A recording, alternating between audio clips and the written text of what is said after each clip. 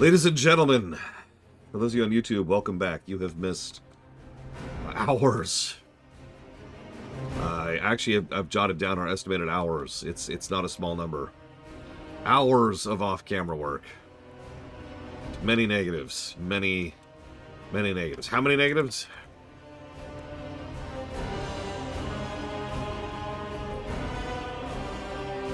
That many negatives.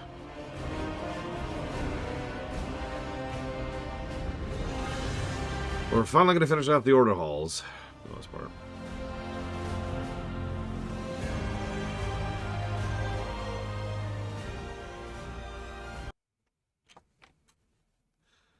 Yeah. Okay, what's up, Odin? Tell me of your battles.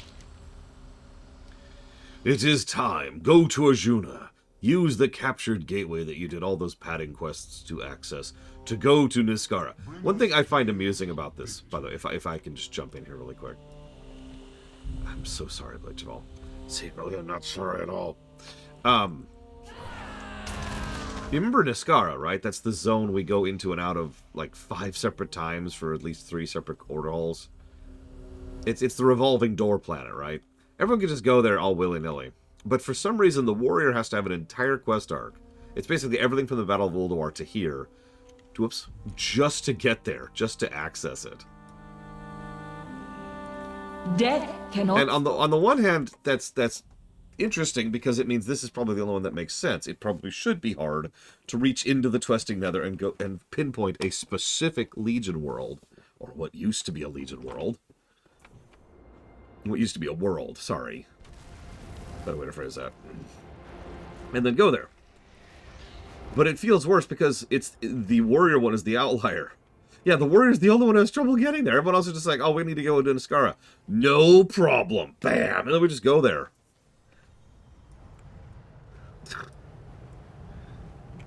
We went there as a hunter.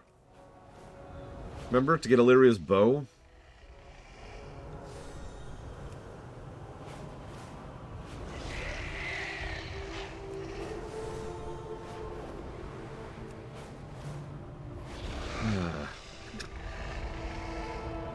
The demons are encroaching on our lands from Suramar. Sure. We must drive them back.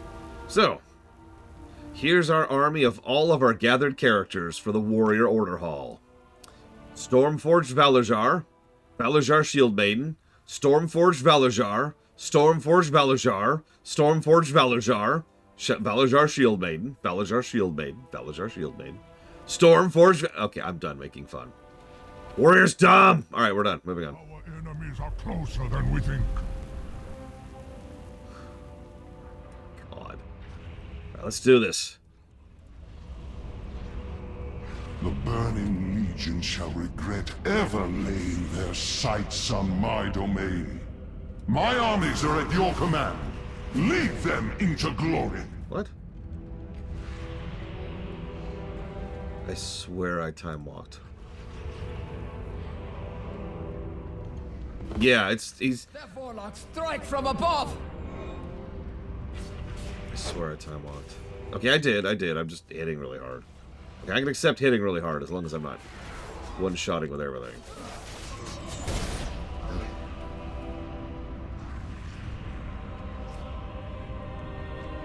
Sorry. Anyways, what I was gonna say, though. One of the things I find most interesting about this is even if you happen to be into, like, you could argue, you just get generic mages and generic, druids on the other factions, which you don't. But let's assume for a moment that you did. The problem is, even the 2 named people joining us for this assault are both Vrykul. So that makes 100% of the people we're carrying with us to the final battle of the Warrior Order Hall are all Vrykul.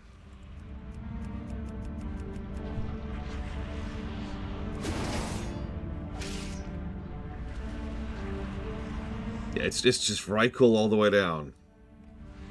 Niskara is actually pretty small when I see it from the air.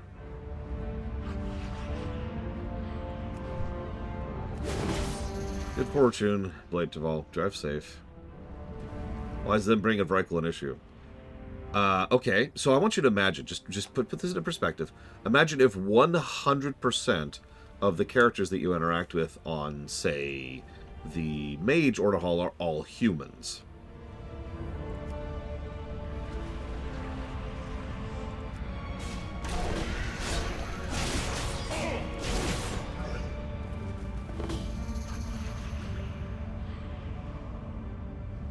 Or maybe 100% of the shamans were all orcs. Yeah, it's just... And honestly, what I'm doing, I'm being dismissive. I'm just making a point very clearly. As Huthor points out, imagine if the war campaigns in BFA were just gnolls.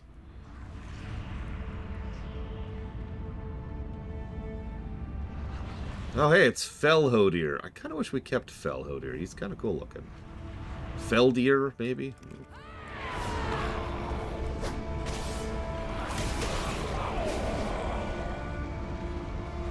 Okay, every warlock? No. It's too late for me.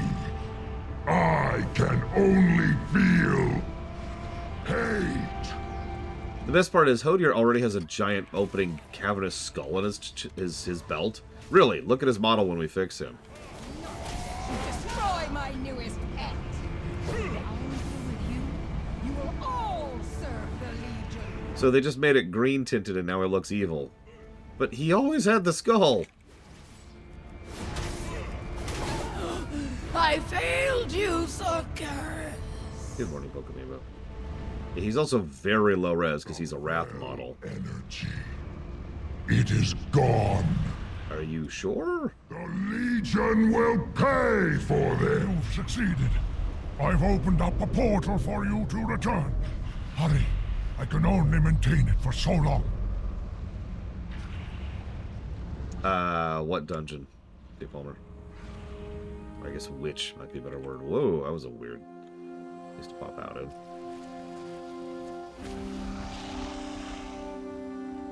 So did you like that? That was the big warrior finale.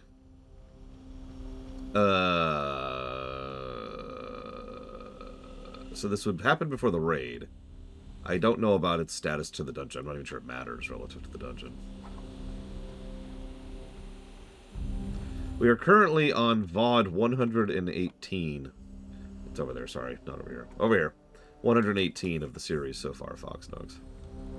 Hope that answers you. What victories do you bring me? I thank you, Guy Lota.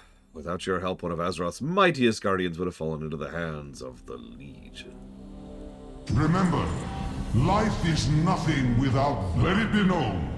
Today, thanks to the new Battle Lord of the Valijar, we have won our first decisive victory against the Legion in one of their own worlds. No.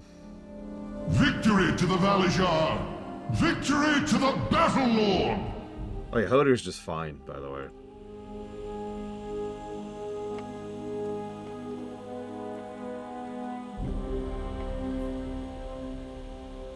Yeah, 2 natives, a story. Just boom. What do you need? I am in your debt. The winds of the north are at your service. Have you brought valor to these halls? Yeah, I could be talked up to 3 natives. Because, like, first of all, that big last battle, the thing we spent half the Order Hall campaign building up to, was pathetic. We just sweep into Niskara, do a couple of hops across some Fellbats, and then instantly kill Hodir and then the Demon Lord who's corrupting him. Just bam, bam, bam, done. And keep in mind, I am Time Saint. Over the long ages of my watch, rarely have I seen a warrior so in tune with a weapon. It is as if your very blood flows through the steel. Your glorious campaign in the Broken Isles has yielded victories and resources that can reforge your weapon, awakening its true potential. Here before the Forge of Odin, you will see your ancient artifact reshaped to become mightier than ever before. I actually have to have it equipped. That's funny.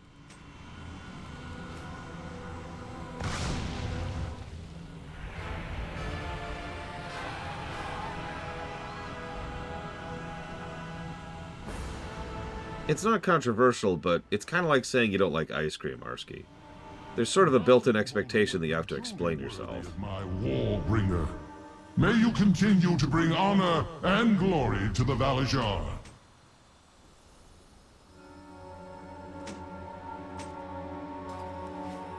My Valajar. Go now, my... See? That's an explanation, Arsky. But if you just say, I hate ice cream, and then leave, then honestly, most people won't even believe you. This is true. If I just walk in and say, you know, Star Wars sucks, and then don't elaborate, then statistically speaking, all I'm doing is trying to be an edgelord, right? Serve a greater power. Just trying to get some attention on me.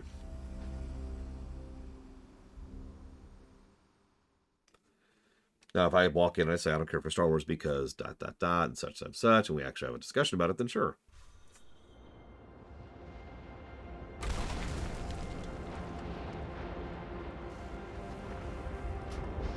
So I was Warrior. I think I agree. Let's go ahead and give that 3. Why not?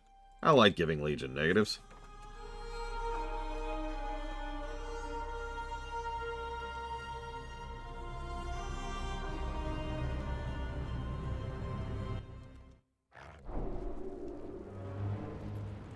Ishnu Dal Dieb. We have everything we need to set the trap for Hakar. By the way, this is Hunter now.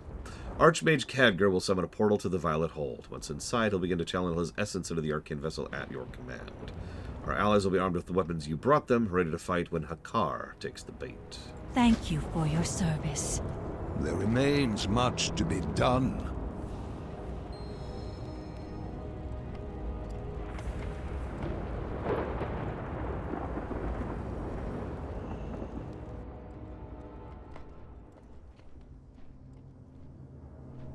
My rangers are armed and ready to fight by your side. My archers have their bows loaded, ready to shoot any demons that dare enter these walls. Chandris, you wanna add anything to that? I will begin to channel my essence into the arcane vessel. Once the process is complete, Hakar should be drawn to the vessel's magic. While my essence is contained within the vessel, I will be in a weakened state, unable to assist. Is it working? Has Hakar taken the bait?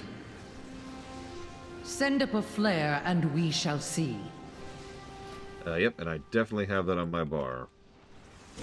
Demons are near. Sentinels, ready your blades. Archers, mark your target! So we meet again. Your presence was not accounted for, but I believe my hounds will enjoy making a meal of you nonetheless. When they die, hounds! Hey, what's up? I killed your hounds. Pay with your life for what you've done! All I did was kill your hounds, buddy. What's the problem? Sated, my hounds will charge the city, slaughtering everyone in their path. You know. Teleron will fall to the Burning Legion! Maybe take a second. Just take a breath, you know, relax. Maybe try some Pilates. It worked wonders for me. Granted, I'm a bit more limber than I used to be. Portals are closing! Rangers, let's finish off the last of these hounds!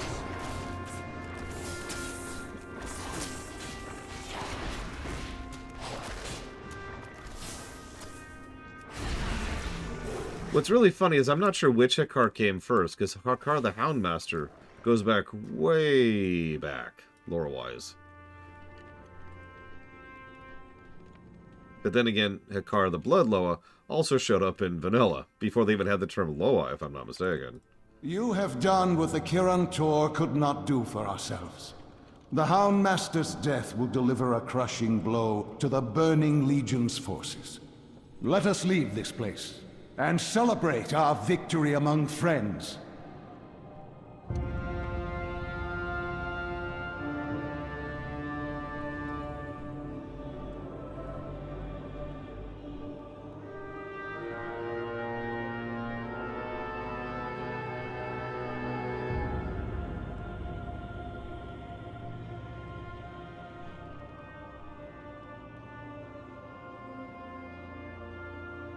Yeah, I'm almost positive Hakar goes back to one of the books, which is pretty old. But I'm not sure who predates what. Ishnu Allah. You have no idea how relieved I am to see you. Why? Sorry, why? May your weapons. With Hakar dead, the citizens of Dalaran will be safe. Most will never know the threat they faced, thanks to your heroic actions. You struck the Fell Lord down before he had a chance to terrorize the city. You upheld the oath we all took to watch and protect. It would be naive to assume this is the last threat Azeroth will face. The Burning Legion is at our doorstep, demanding to be reckoned with. In times like these, our oath is more important than ever. We do not fight for glory, for fame, or riches. We exist to protect those who need it most, often without reward or recognition.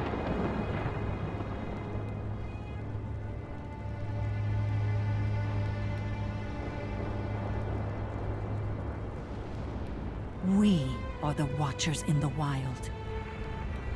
We are the eagle on the wind.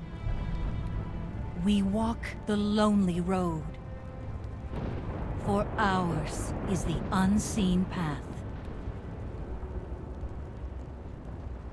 And while the Hunter outro isn't super great, I do think it's better than Warrior.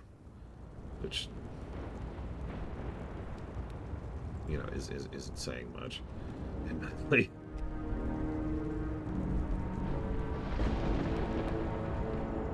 I do like her final speech there, and the idea of playing a bunch of heroes nobody's ever even heard of appeals to me. I don't have a better way to say that.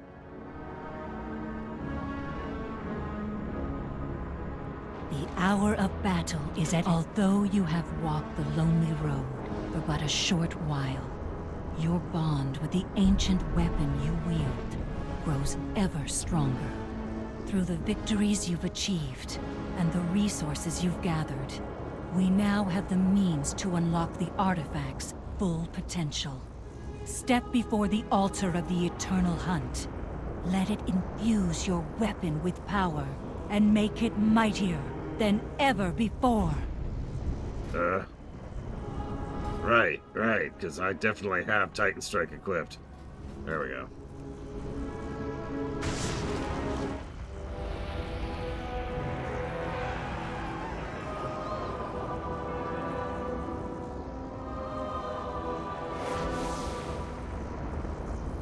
All hail the Huntmaster!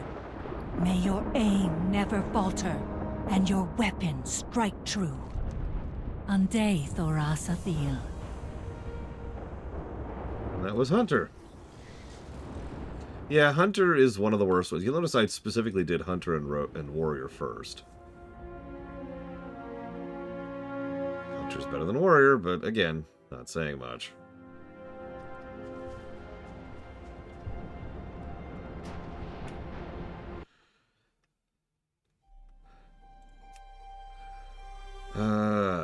Let's check something really quick before we move forward. Just real quick.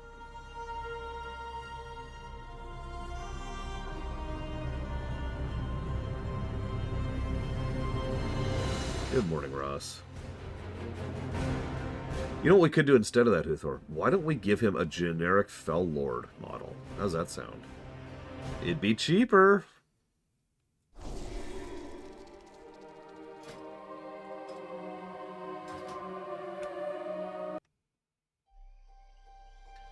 I love Legion. I do. But it is really funny how bad this is.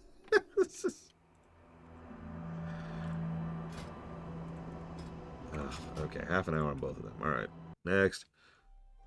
Let's go ahead and do... let's save Priest. Let's go do Warlock.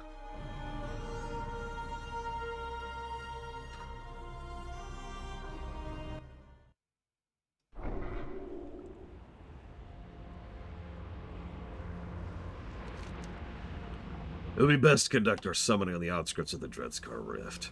If things do not go as planned, at least the aftermath will be contained to a small island of land that floats above our order. Once the sisters have been summoned, use the Bloodstone to enslave them. Let us make our way to the platform above. Also, Dreadlord, where did you get that mount?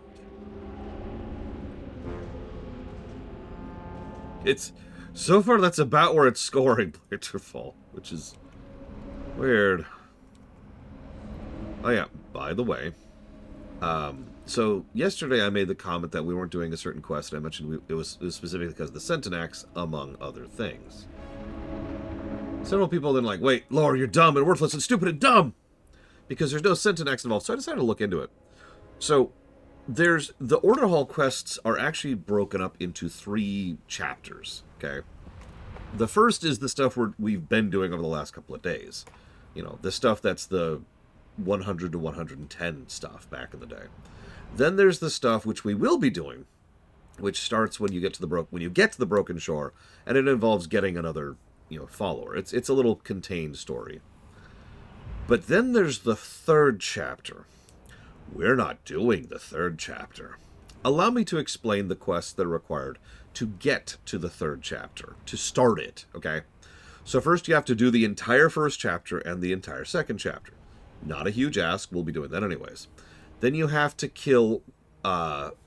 complete the Mark of the Centenax, which means getting 50 Centenax marks. So that's killing 50 enemies during a Centenax event. Okay. The next thing is to kill 100 demons. Okay.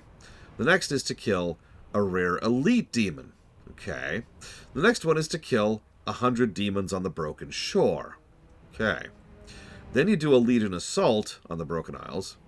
Then you get 2,500 Nether Shards. Okay. Then you do 12 world quests. Then you go find 3 random chests in the zone. Then you have to complete an Order Hall mission. And then you can start the Mount Chain.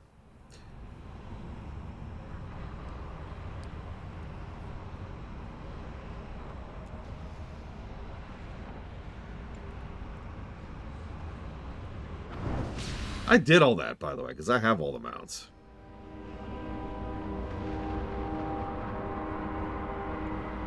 I've no time for trivialities. And I like Legion, so... Yeah, Pillars of Snow says, nuh-uh. Now, here's the problem, Pillars of Snow. And it's not like I don't believe you.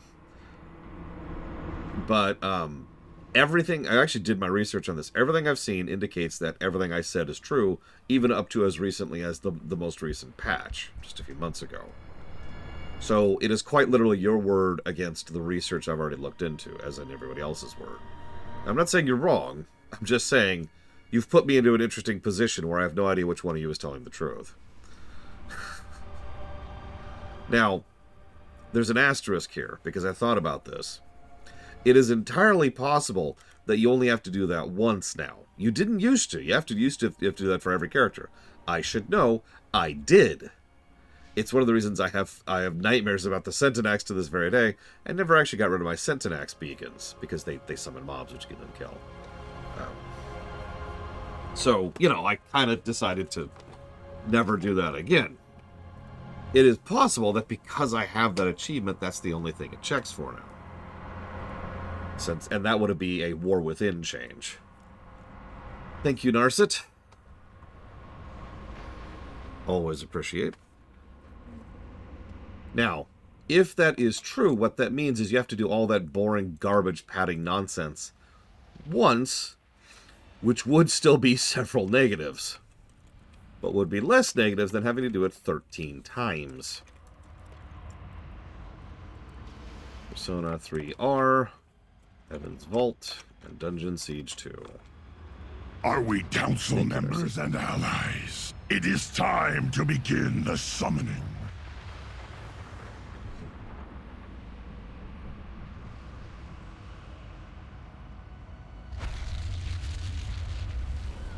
I remember this fight being hard for some reason. You will meet your death by our hands. I sincerely Use the bloodstone! what?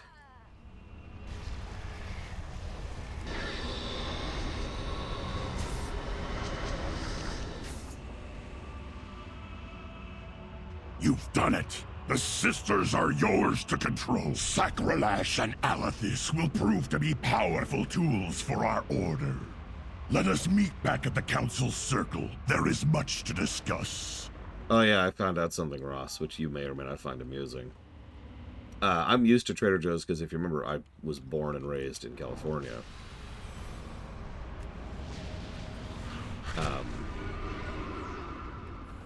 Thing is, I don't live in California anymore, and there's not a Trader Joe's anywhere near here.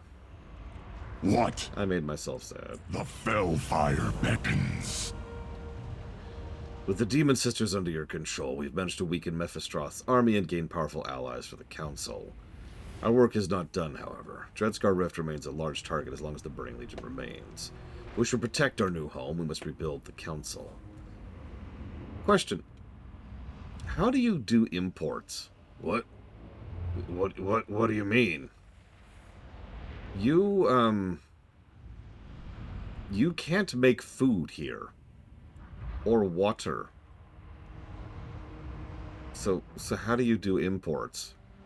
And am I the only one in the world who finds that to be an interesting concept? Like, you could do a whole game about that. Alright, you exist in a pocket dimension. How do you make food and water and, like, supplies and troops and magical shards and gold happen, you know? Very well. Yes, I choose you, Kira. How are you? Safe travels.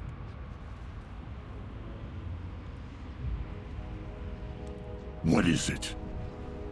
Well, that's boring, Magister. How about a real answer? If you mess with Fellfire, let us gather and give our oaths. Sorry, my tolerance right now is, like, in the negative range. I have not had a good couple of days. What no other could do. The Council of the Black Harvest lives once again. Under the First, our power will reach new heights. Also true. You can make mana-sucking a game mechanic. Of the Burning Legion will be ours to unlock. In fact, that would be interesting if you have, say, a mass converter, or you can build mass converters, and they convert mana into X. So you need X, right? How can I be of service? Our will is yours to command.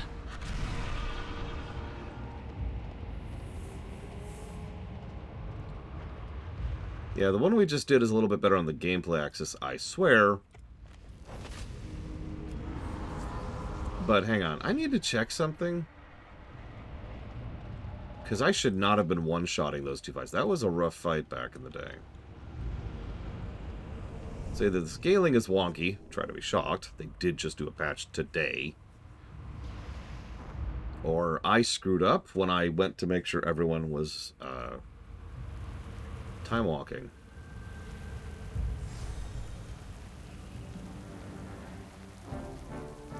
Like, I specifically sat down and went down the list and just made sure everyone was time walking.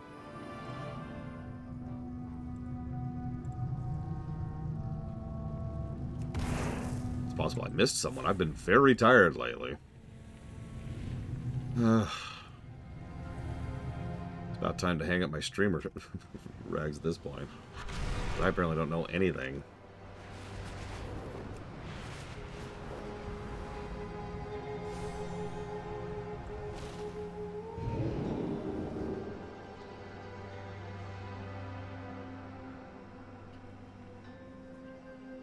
I don't know if I mentioned this. It's the coldest and driest it's been so far. I've got my little thing here. With the humidifier going, it got down to 10% humidity. And if that number doesn't mean anything to you, that's bad.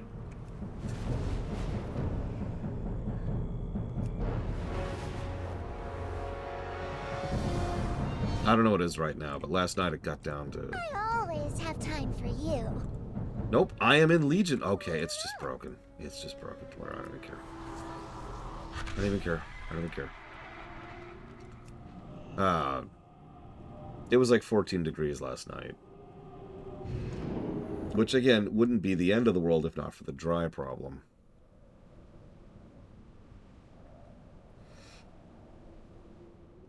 Like, it's not like I'm a stranger to cold, right? Yeah, so I just one-shot something while properly time-walking in what should have been an actual fight. Oh, no, I had trouble breathing last night. Like, I kept being woken up because my nose hurt.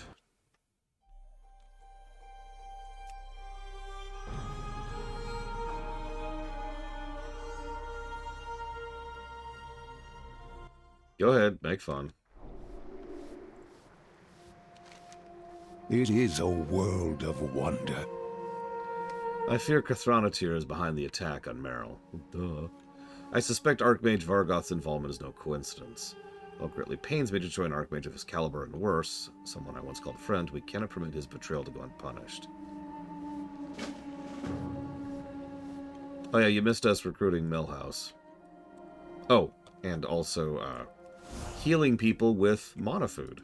Let's get to work. Take care, my friend.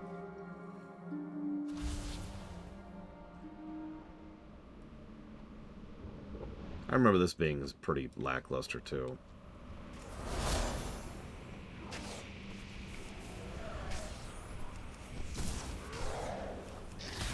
Oh, not one-shotting things, again. That's hypothetically a good thing.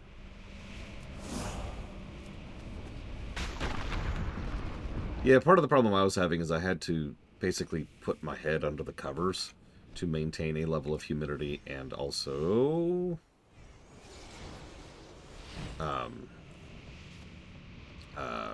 heat, so I could breathe without pain. And I don't know if you've ever tried to breathe under a blanket before, but that led to some, I don't want to say hyperventilation, but like whatever the step is that's less severe than hyperventilation.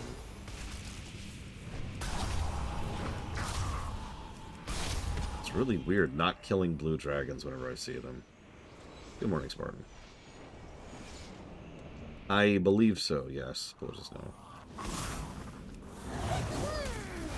Medium or well done? Oh, medium. Definitely, please. Or medium well, actually, is my default. If you ask for medium well, you either get medium or well done. And therefore are more likely to actually get medium. Whereas if you ask for medium, you'll either get medium or rare. I don't like rare. Oh, that's a good point, Pelus. No, you're right. Because, yeah, the scaling has been weird. Like, some of it's been fine, and some of it has clearly not. Again, this is going purely from memory, but I remember that fight against the twins being mean.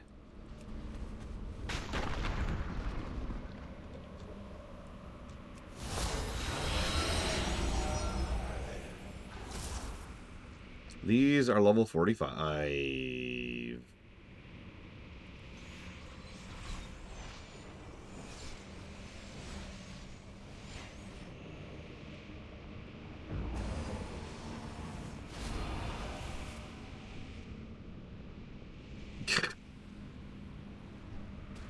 It is.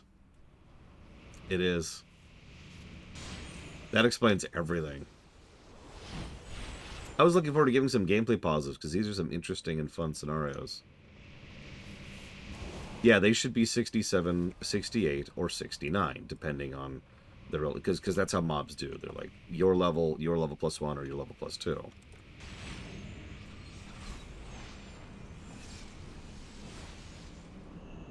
But,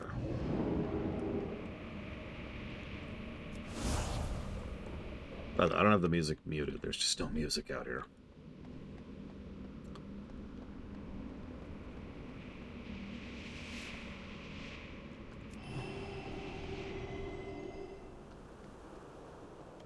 I am currently doing an Order Hall quest right this second, Spartan.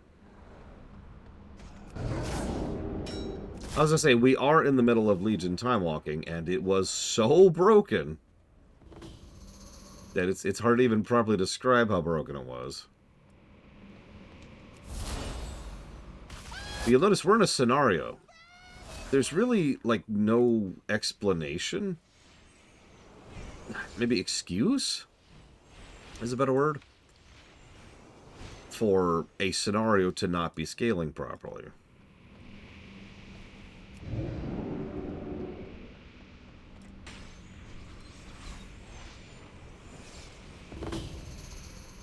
So, let me just... Oh, you're level 67. Holy crap. No, you're level 70. Oh, jeez. Okay, hang on.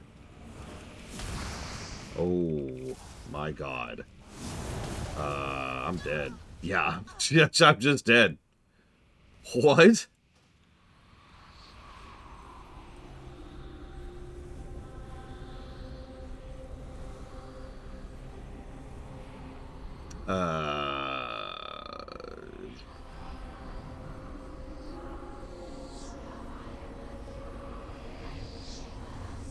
The game was like, oh, really now?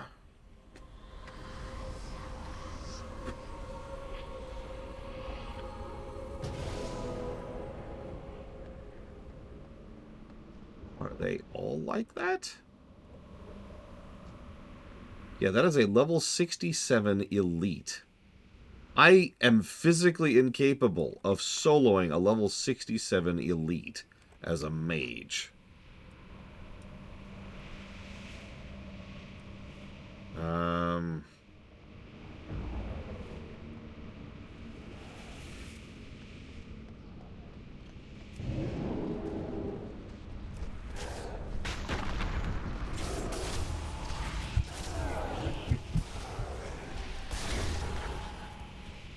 Yeah, there's no skill involved here. If they hit me, then they do half my damage, my health and damage. If they hit me a second time, then I die. They are casters. Also, last I checked, these are solo only, because this is the beginning of the solo only plague, which would last for 3 expansions. Yeah, he has 700,000 health.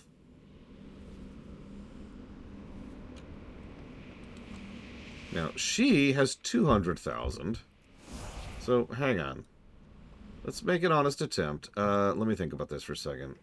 So I'm going to go and blow Bloodlust.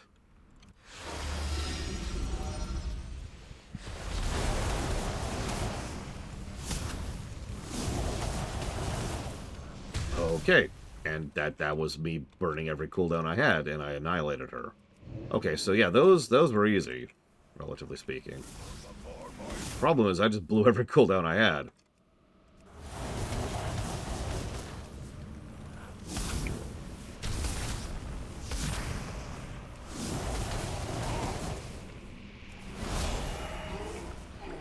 Okay.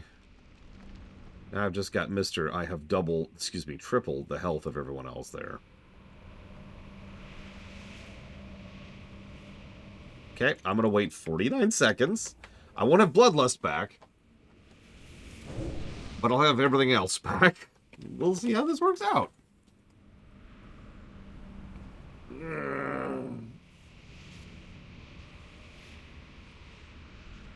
Let's get some mage appropriate music. Like what would magic music sound like? Let's see. When I think magic, there's really only one thing that comes to mind.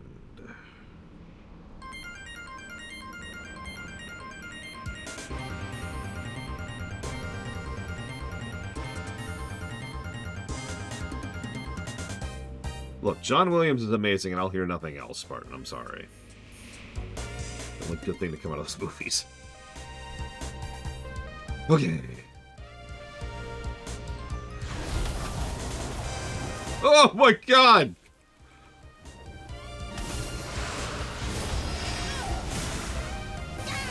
And we're dead.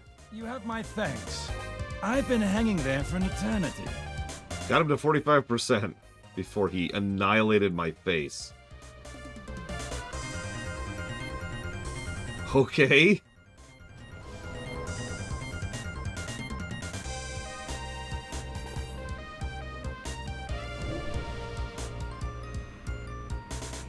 Nice. Congrats, Administrator. Yeah, Bloodlust might make that happen.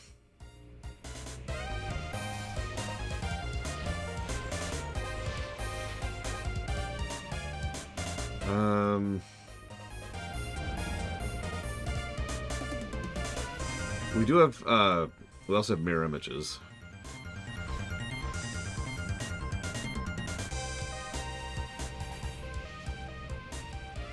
That's kind of it. We don't have much.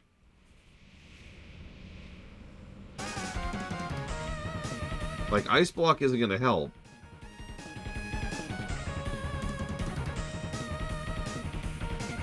Let me try one more attempt here. Let me do a slight variation of my rotation. See if I can squeeze out a little efficiency. And if this doesn't work, we'll go ahead and switch to another spec. Okay, so let's get that going. Let's get this going. Let's do this, and pop this here, and then do this. And then pop this, and then this.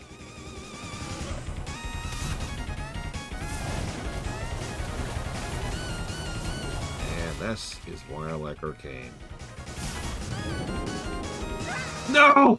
No! I had him at 47 health!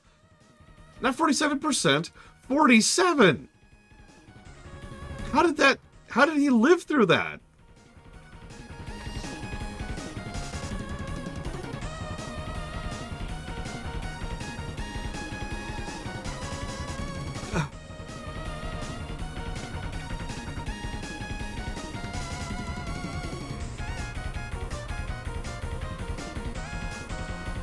I shouldn't have tried to get out of the fire. As weird as that sounds, it cost me a global. And a global would have killed him. Anything would have killed him.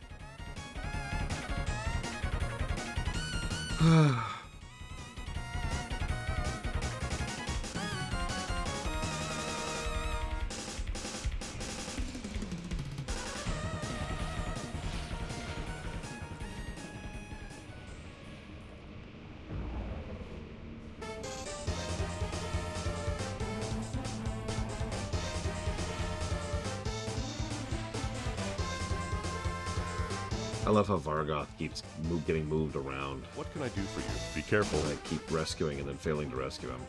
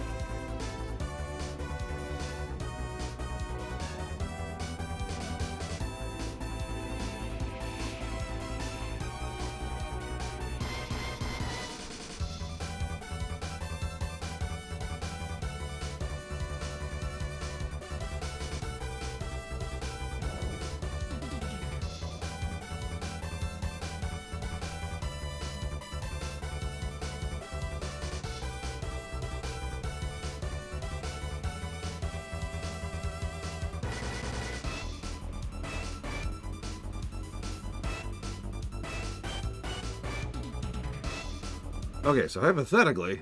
Oh, my cooldown should be back now.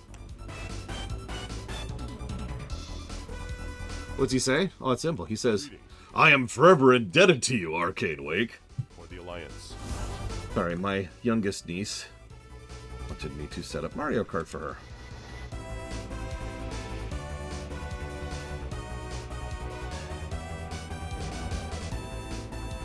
She's only 3, so she has issues with things, but I've been trying to teach her how to do it herself. Like what the A button is and how to select things. Her favorite racer to race as is Dry Bowser, for anybody curious. Okay. Buttons.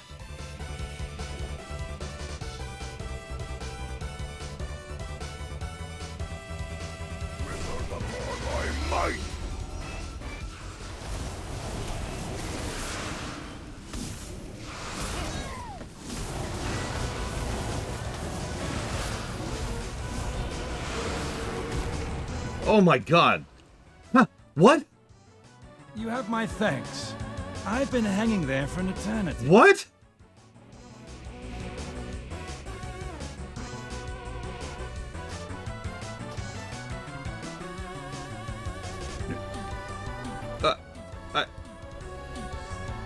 He hit me through ice block.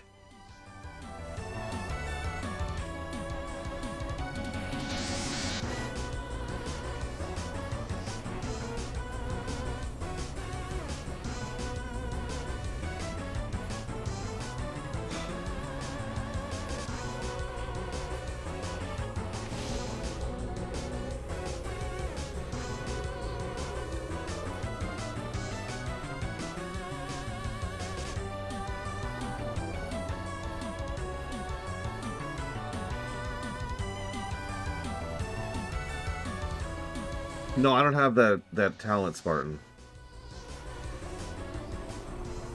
It's a talent that makes Ice Block absorb. It's this talent right over here, right down.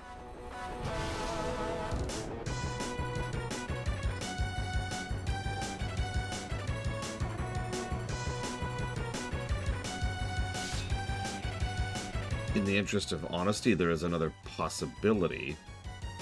None of it macroed. It is, however, possible that I double tapped it without meaning to. And that would be an accident. But it is possible that I screwed up on that.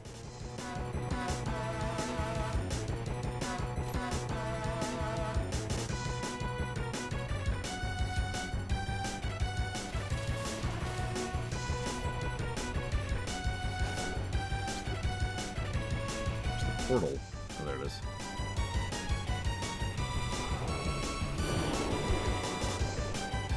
I mean, this is bugged, one way or another. Everything else has been too easy, and this is too hard. That is the definition of a bug.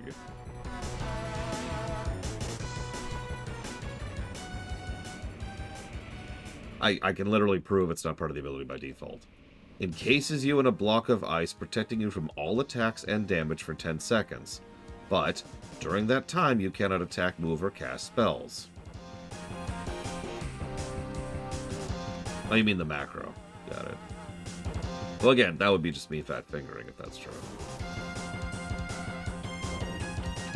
Okay. Do I even have mirror images? I do. Right there.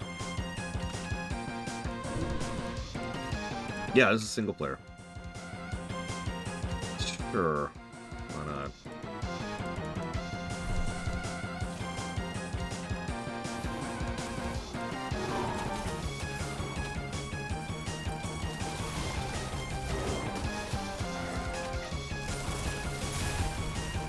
Baby, baby, what are you doing?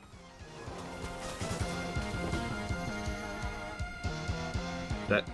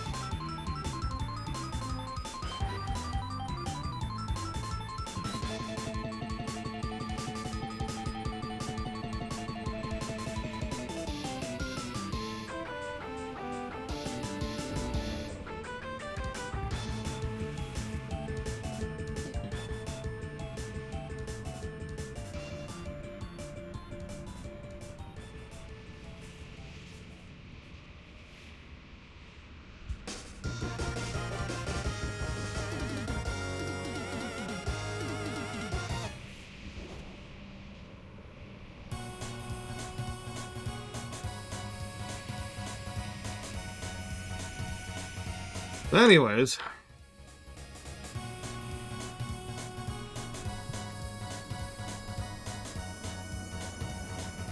She had accidentally hit the home button, and she couldn't figure out how to get back to the game.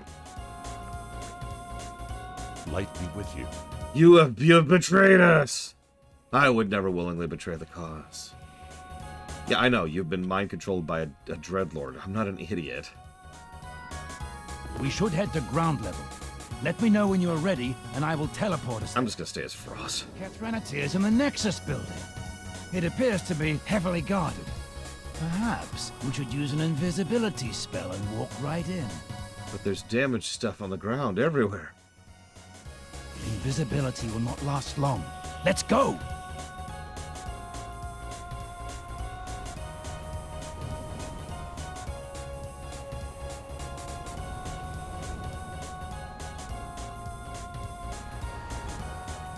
In-game music is still playing, as a reminder.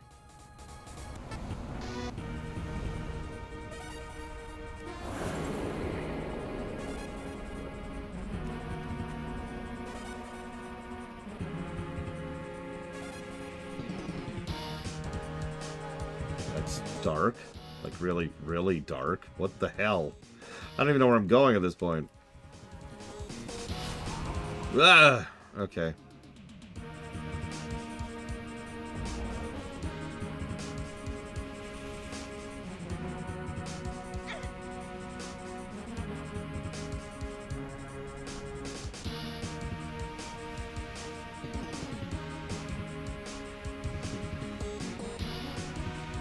And it's pretty dark again.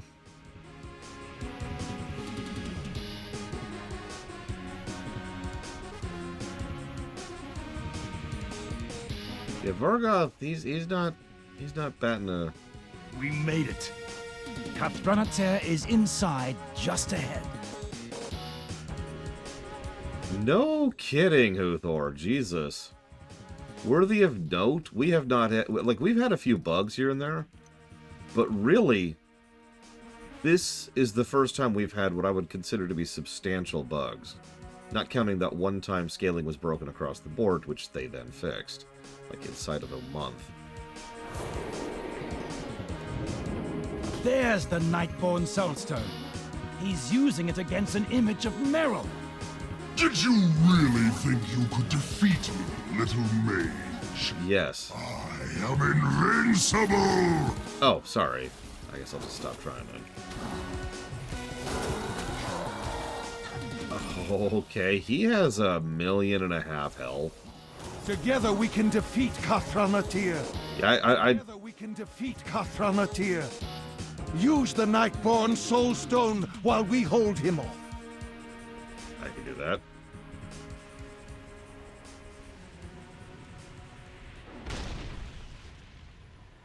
Oh. You have done it.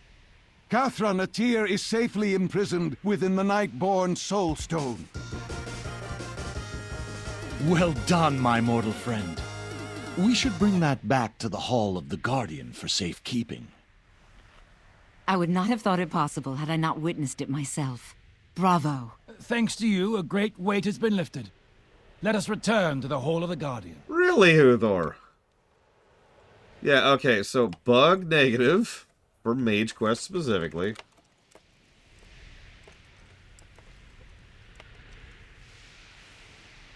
I think that's a fair and easy negative to argue. So, if you notice, we're not supposed to kill Cathranatir. We're supposed to do enough damage to him to pull his 1.5 million health down a little bit. Then, we're supposed to go ahead and imprison him, because, spoilers, we're about to use him to power the defenses of the city against the Burning Legion. Because irony is something the mages enjoy a little bit too much.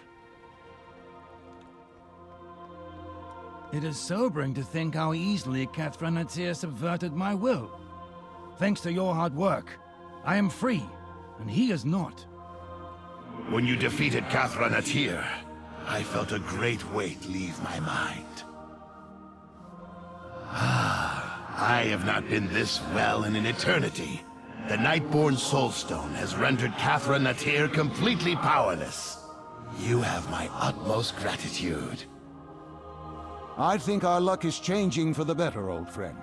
With our newest Archmage, and the might of the Tiris Guard, we will defeat the Burning Legion. You are a shining example of the strength of the new Tiris Guard. To our newest Archmage! Finally! The Nightborn Soulstone! All mine. I mean, ours, of course. Unfortunately, we will be unable to keep that promise, Millhouse. So long as the Soulstone serves as Kathran-Atir's prison, it is best left untouched. I'm sure there are plenty of other powerful artifacts out there for you to find. Blast! I'm not your friend anymore.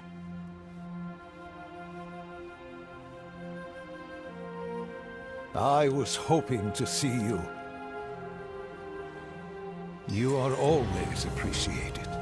Also, a little side note, you remember I've noticed I have special transmogs for each of these characters?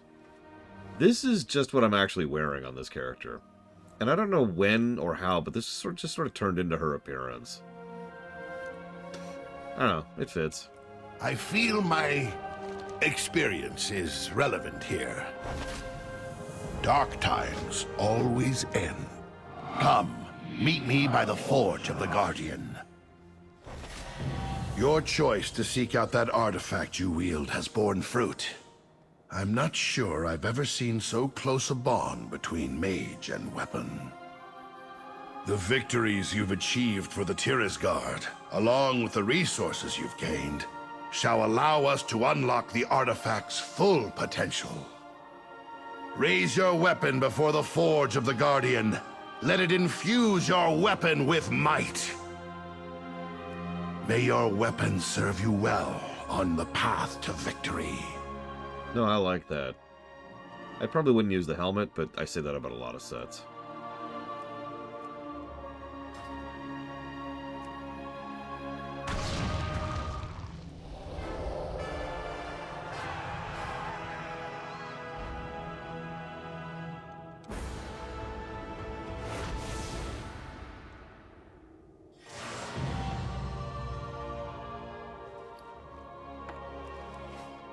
I am here to help, not to lead.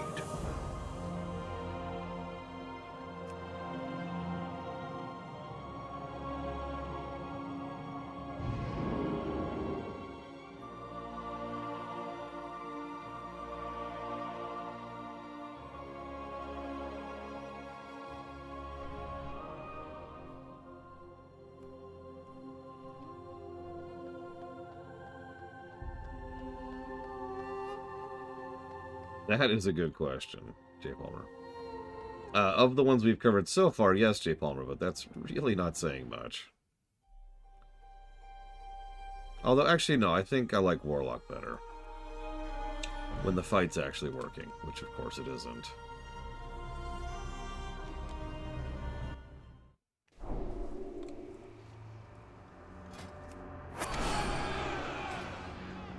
Need to see what the next step is. We are all that stands between the Legion and annihilation. What?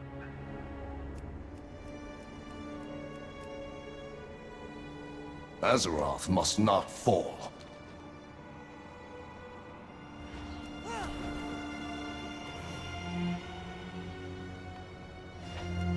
Oh, I'm sorry. Look, your messages are right next to each other. I don't know what you want from me.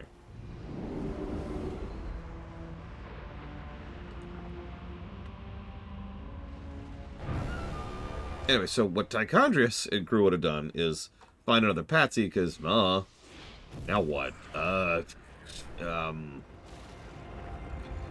I have a really horrible suspicion here. You probably are like, what's the issue, Laura? Well, you may or may not have noticed that, the Order quest chain just sort of stopped just there.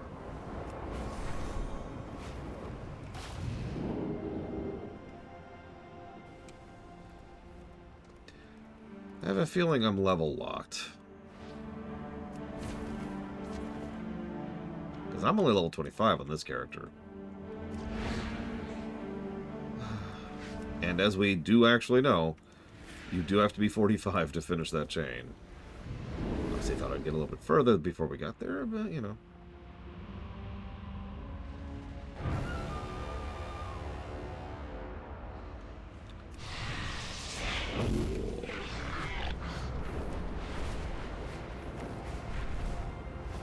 I can't stop running into problems with Legion.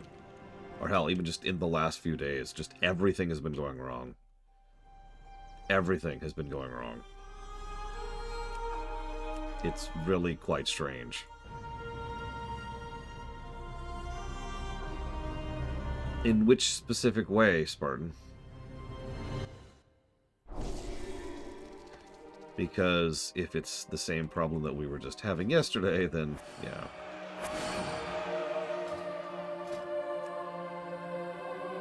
The light guides my sword.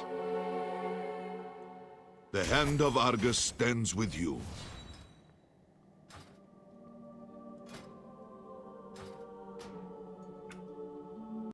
And Paladin is time-locked for an hour. Let's scooch up to Shaman.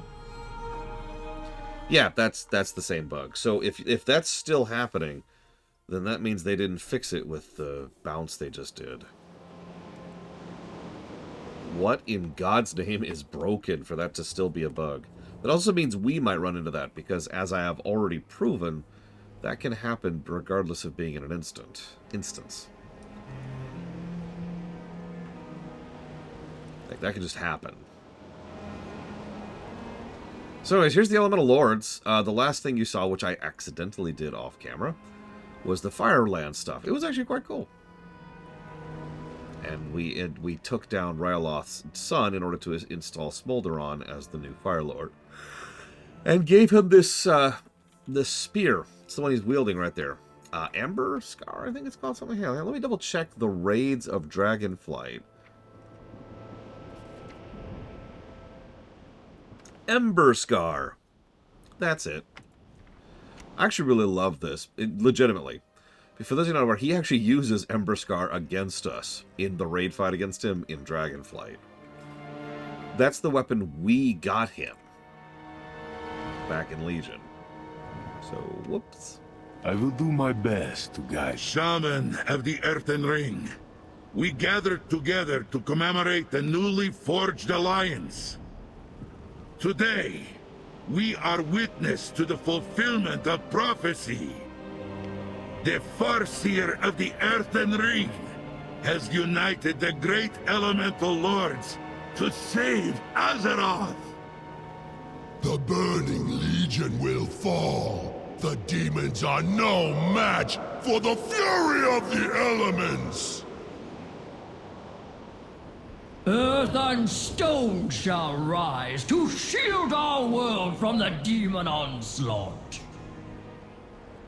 It will be an honor to battle at your side, Farseer. Together we shall scatter the demons like dust in the wind. Go forth, Farseer, as champion of the elements, and bring defeat to the Burning Legion. The Earthen Ring stands with you as well, my friend. There is still much to do. Advisor Seville is waiting for you. He is making preparations for the coming battle against the Burning Legion. Okay, this is cool and all, but, like, could we replace all these characters with, like, nothing but Vrykul? That would be awesome. Thanks. So, real quick, how many of you, if you were told beforehand one of the Order Hall campaigns is all about politics, and then were asked to guess which class that is, how many of you would have guessed Shaman? I was talking about this last night with a friend of mine while I was doing some of these quests off camera. These three, we don't know anything about water, so we're just going to ignore water for the second. These three all play at politics, but in very interesting ways that are probably intended to be a deliberate reflection of their personalities. So Fire over there has one central pillar, the Fire Lord. Nobody questions or doubts or pushes against the Fire Lord. And then everyone under that Supreme Leader has free reign to backbite and fight in Internecine and just be Sith to each other as much as they want to.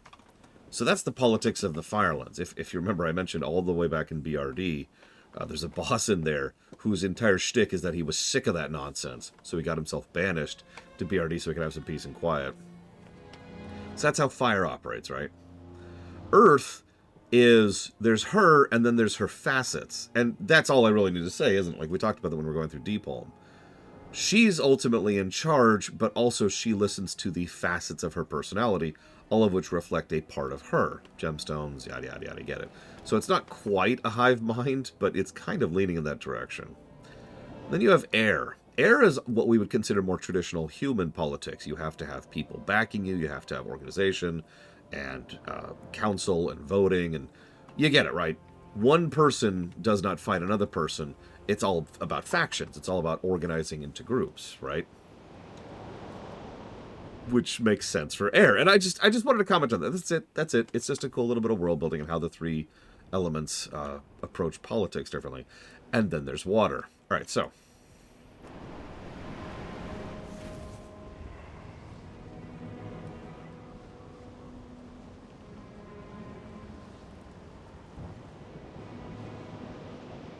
Yeah, we have no development for water.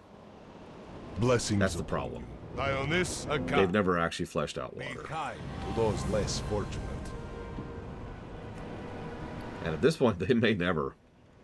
There's not exactly a big opportunity for them to do that in the future. We all have to pull together, and I will fight to my last breath.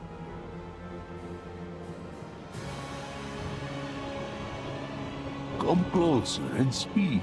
Farseer, the spirits have watched the bond between you and your ancient weapon grow stronger. They have shown us a way to harness the resources you've gathered to unlock the artifact's true potential. Raise your weapon to the skies, Farseer. Let the spirits of earth, air, fire, and water aid their champion's cause!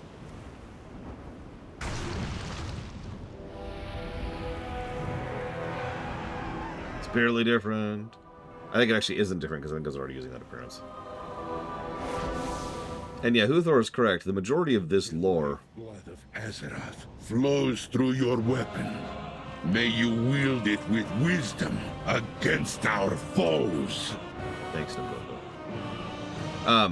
The majority of the lore that we just covered was actually established back in Kata and just fleshed out during this order hall. The avatar of our enemies will become ash. Yeah. Yeah, I've got Azure right here. Check it out. And yeah, Neptulon's funny. Because, like, there's a whole quest chain... There's a whole quest, excuse me, for helping Earth. There's a whole quest for helping Fire. And there's a whole quest for helping Air. Neptulon just shows up as like, yeah, alright.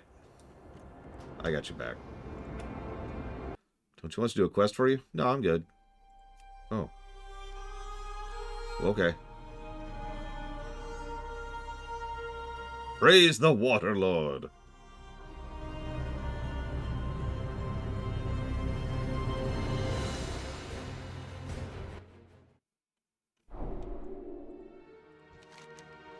Meanwhile, the rogue. We're going to need a distraction to rescue Matthias Shaw from where he's being held captive in Fell Soul Hold. A big one. Explosives placed in a few key locations should do nicely. Noggenfogger is playing nice and has donated some bombs to the cause. He might be trying to smooth over relations due to his earlier extortion. I can have someone go ahead and mark the best locations. You want to do the honors? Set up the explosive distractions around Fell Soul Hold. I will meet you there. Okay.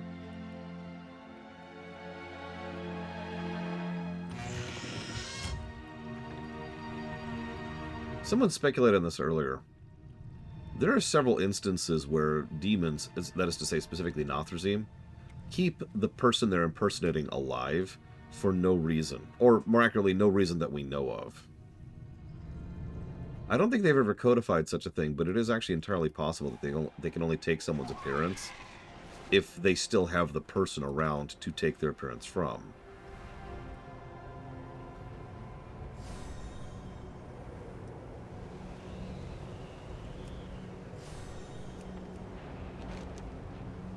Is this not here? Am I stupid?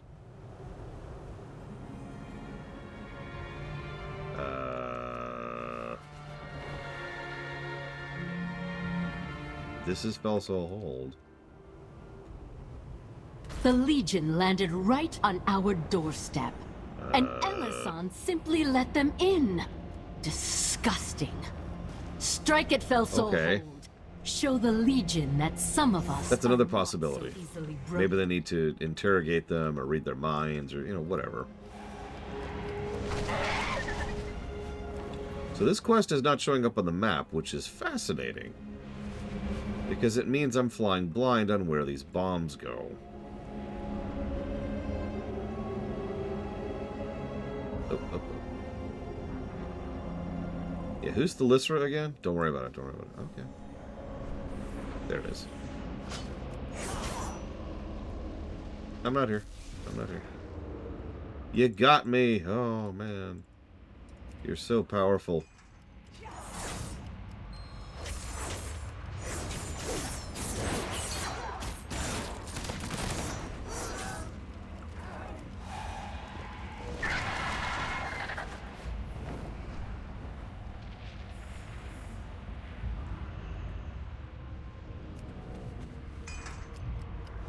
Where's the last one? Gotta be around here somewhere, so we've got like a range to patrol. Wouldn't be too far east, that's just into Suramar at that point.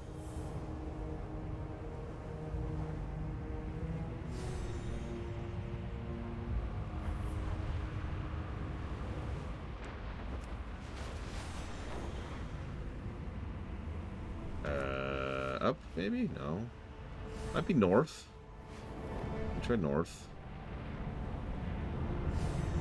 It was north for some reason. Okay. Bombs placed. Detonation triggered. Good night, J. Palmer. Get some rest. Sleep better than I did.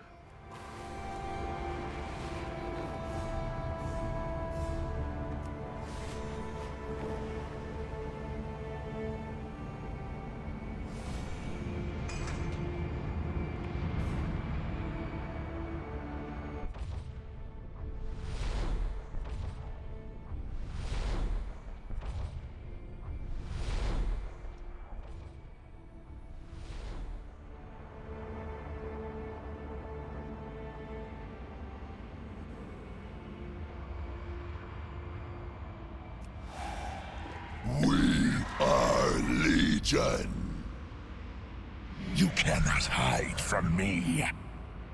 Uh-huh. All that matters is the mission. Stay light on your feet. Okay. Silent and deadly. We must move quickly while the distraction is working. Matthias Shaw is being held in lower levels of the halls of the Eclipse, directly south of here. You have my attention. Let us stealth quickly to Matthias Shaw. Let's go. Hey, Melkor. Okay, stop beating up that poor Felsoul captain. Just stop it. Just stop it. Here. Oh, I can't free you. And then I freed him.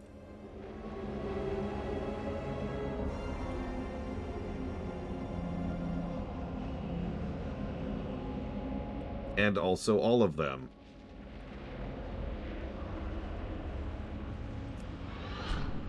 Keep up. Matthias Shaw is not far.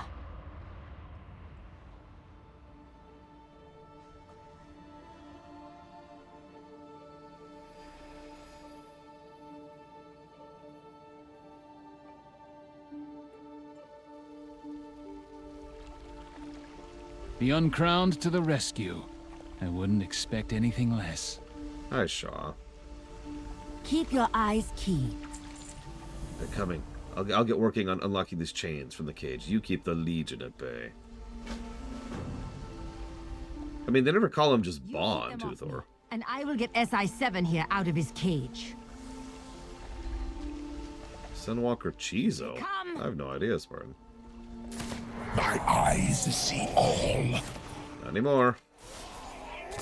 Get me out of here so that I can help. You'll get your chance soon enough, Matthias. Oh my god. She used one of his names instead of both. I believe that's the first time. Yeah, you notice I always call him Shaw, because it's a little more indicative. My blade will cut through you! Granted, to my knowledge, there's only one Matthias and only one Shaw in the game, but still. One down, one to go.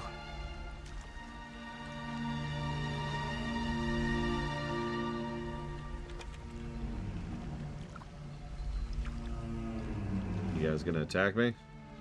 Nope, we're level 45. No, they're actually level 66. I'm just murdering them. Legion conquers all! Because, you know, I actually know how to play Combat Rogue. Excuse me, Outlaw Rogue.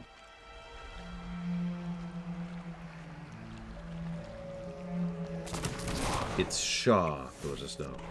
Matthias Shaw. I can't pick the final lock. I got your back. Thank you. I will get Matthias to safety through the sewer tunnels. We will see you back in the Chamber of Shadows. Okay. I, too, will go through the sewers. Well, those shoulders are Tier 6 wannabe. I believe that's Heroic Tier 6. In other words, the stuff from Sargeras. Oh, nope, I'm wrong. He has on the Hidden Cloak, Nimar's Tribal Headdress, Chieftain's Headdress, Radiant Lightbringer Vambraces, Shiver, Sleet, and Waist Guard, the Radiant Lightbringer Shoulder Guards, and Shoulder Plates of the Crackling Frame. There you go. That's what we got.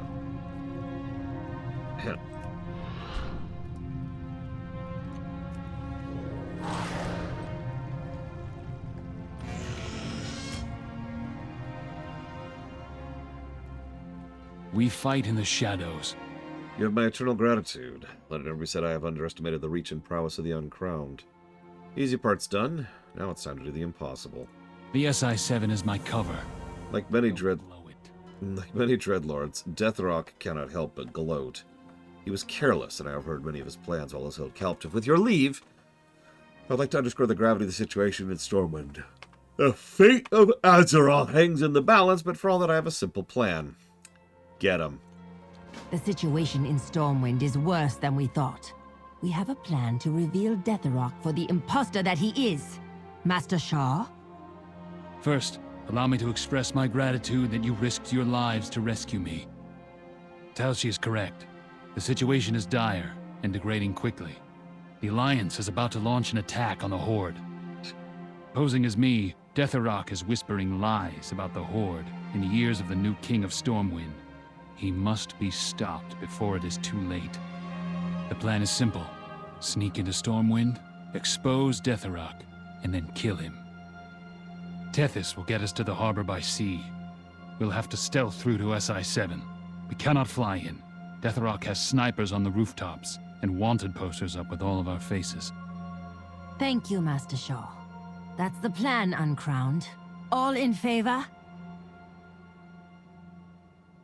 Aye.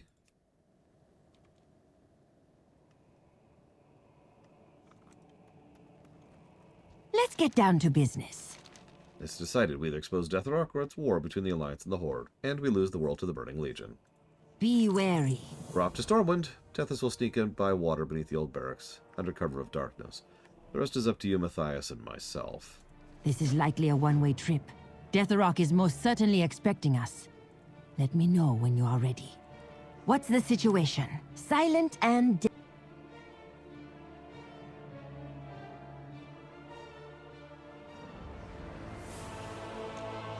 It's Shaw. Matthias Shaw. We made it. All I have to do is get up there, sneak through the city, which, and mind you, is being watched by everyone, and then reveal and kill a dreadlord inside the headquarters of SS7, Azeroth's most elite spy organization. Piece of cake! We're to save the world. The job's not done yet. Deathrock has SI7's finest sniper on the rooftop, so we can't mount up and we can't fly. There are, however, grapple points. We've also set up hay bales. What is this, Assassin's Creed? Split up and stealth in. Keep moving. Use the hay bales if you get into trouble. See you at SI-7. Good luck.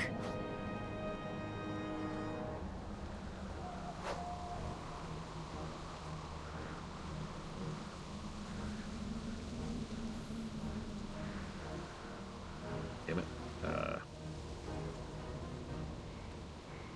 There it is. I do like how it auto-stealths you on that one. So, let's just sneak into Stormwind, shall we?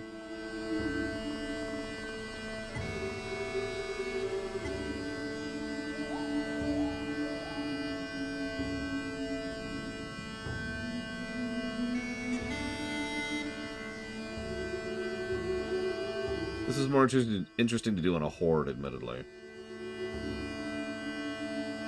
If I'm not mistaken, though, this should actually be the actual Stormwind. You know, the one players see. It looks like I'm right. Yeah, there's a level 10 Pandaren. There's a level 80 Void Elf.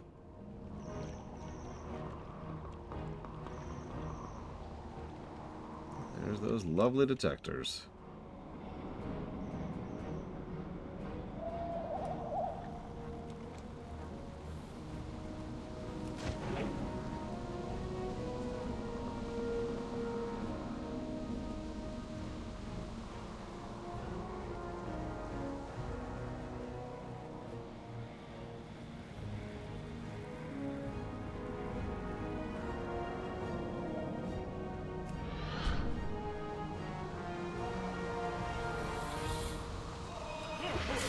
Oh, shoot. Whoa there. That didn't go off correctly. That was strange.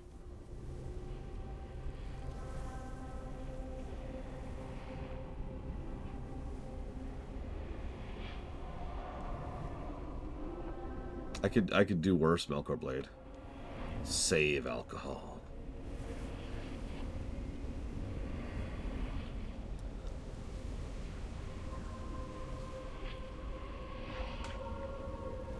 Wait, Death from Above is a freaking PvP talent now? God dang it.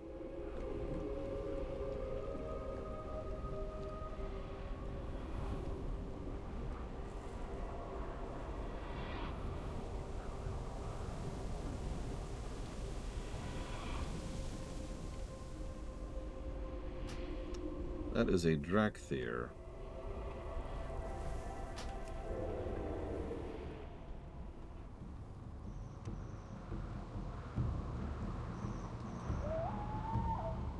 Okay, I've only died once. That's good, that's good.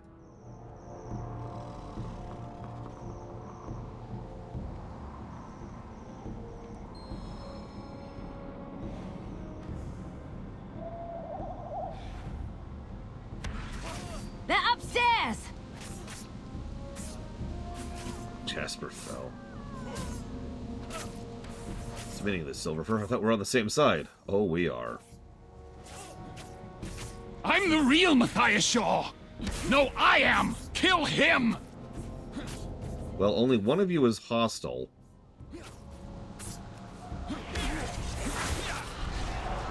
Enough! I need more room!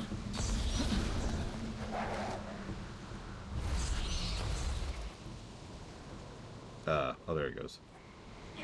My swarm will destroy you! Probably not. Your alliance and horde are destined to destroy each other. Not till the next expansion. Anytime soon, demon. It's over. Speak with me when you're ready. I'll get us safely out of Stormwind. What needs done? I cannot begin to thank you for all you've done. You give me back SS7 and saved the Alliance and Horde from a costly war we could ill afford. Gosh, that sure would suck, wouldn't it? Look to the shadow. I was gonna say, we can always tell which one's Shaw. Shaw, I accuse you of being oh, ho, ho, ha!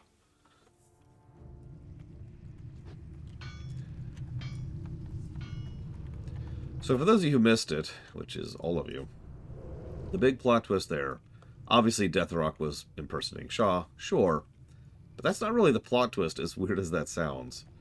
No, the plot twist was that SI-7 and the intelligence agencies of the world scouted out the Broken Shore, determined immediately that it was a trap, that they had overwhelming forces, and the assault on the Broken Shore should not happen under any circumstances.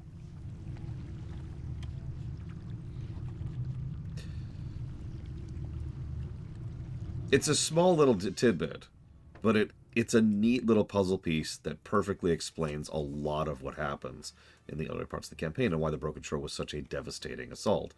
Because the actual response that Stormwind and the Orgrimmar got from the intelligence agencies was, yep, they haven't actually mustered their forces yet, and they're weak to attack. Hit them now.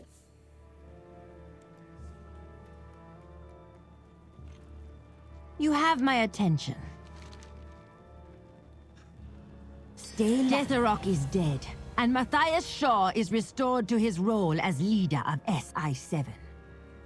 All-out war between the Alliance and Horde has been averted. We can now focus our full attention upon the Burning Legion. Till BFA. We will destroy them by every means possible. Through treachery and subterfuge. Through guile and assassination. And yes, by laying down our lives if need be. Let us celebrate the one who made all of this possible. Our newest Shadowblade! Tess! Oh, wait. You mean me, don't you? What's the situation? Keep your eyes keen. I thought I saw you glance in my direction. Shall we form an alliance, you and I? Of course, I do not officially become one of the Uncrowned, let alone a Council of Shadows. I am head of SI-7 after all. But when you need my assistance or guidance, you need but ask. What if we end up going to war in the next expansion? Sleep with one eye open. Asking for a friend. What is it? All in good time.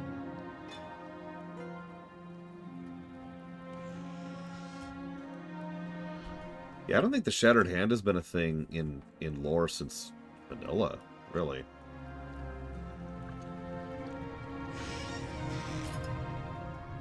As in the intelligence agency of the Shattered Hand. You have my ear. All according to plan. In our line of work, we tend to develop a fondness for the tools of our trade. But your affinity for those blades is like nothing we've seen before. The resources you've gathered across the Broken Isles will allow us to unlock even greater killing potential in your weapons. I do like killing potential. Before the crucible of the Uncrowned. Watch as it does its work, infusing your blades with deadly power.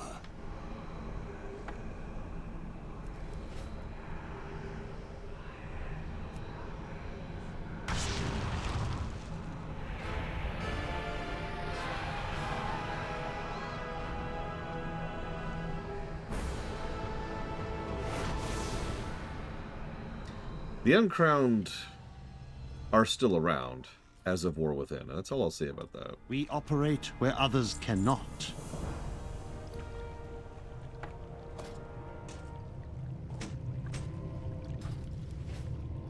Sounds rogue. Generally one of the better ones. Which at this point isn't saying much. Like, I'm sorry, I'm really down on Order Halls at this point. For some strange reason, so forgive me.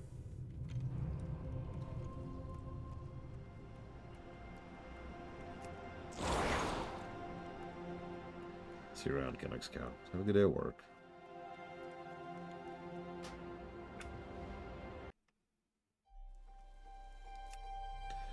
Then the worst Order Hall campaign by far, which was Druid. It's okay, surely the outro will be worth all of the pain and suffering that Druid was.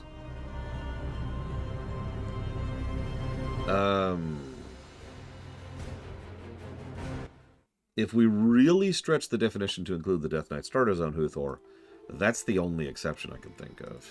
Do you need my aid? Go with Cenarius' blessing. So basically, yeah.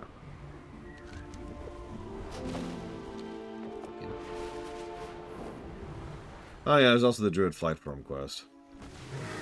That's getting really technically. For all intents and purposes, yes. The first real class content since vanilla is Legion. Thank you, Adam Ceda. Oh, that's true. There was green fire in Pandora. I actually forgot about that. That was even lore relevant, too. And that was an actual quest chain. Still, that means we've got vanilla. Death Knights get one quest arc. Warlocks get one quest arc.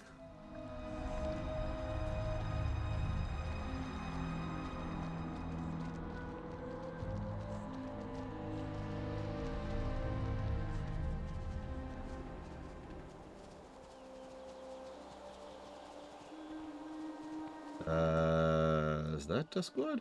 That is Duskwood. Remind me, it's been a minute since I've done this. Pretty sure I have this. Actually, I can just check.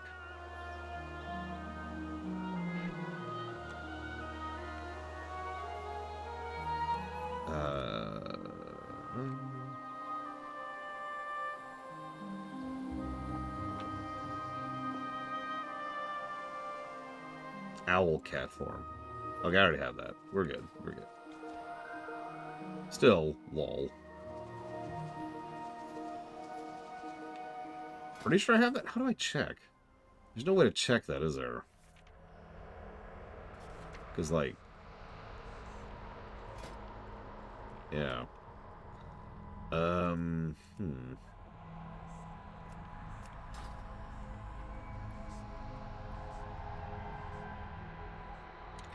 Whatever. I know I have Alcat.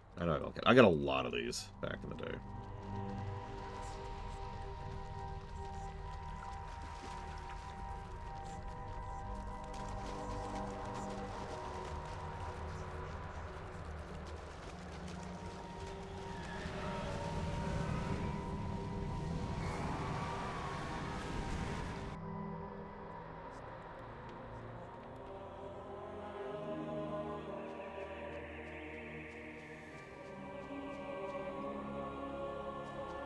Hey, look, it's a Dryad, a Night Elf, a Worgen, a Tauren, and a Demigod.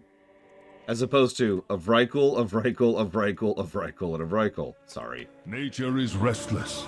Do not be deceived. What appears to be the mountains of Hyjal is in fact an illusion created by our enemy. It is a recreation of the darkest nightmare of Malorn's mind. This is the War of the Ancients, a battle that occurred thousands of years ago.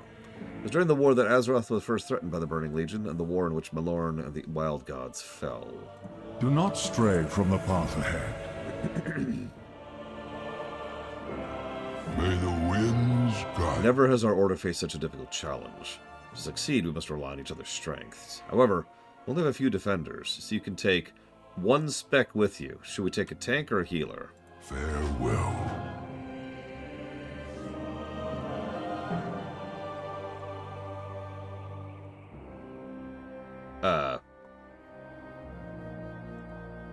That shouldn't be correct.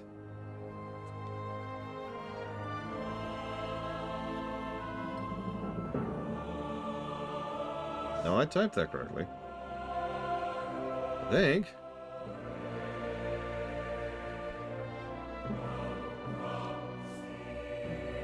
Well, whatever. Peace to you. Let's keep the healer. Swift travels. Druid healing for life, yo. We serve the land. How may I aid you? To free Malorn, we must win the War of the Ancients. A millennia ago, this battle took the combined efforts of the greatest defenders in the world. But now we simply do the same. Go to the battlefield, defeat the Legion, revive our allies, free the innocent. Every enemy defeated, every ally saved will help turn the tide in our favor. Good luck. Okay, I'll just go win the War of the Ancients. God. Again.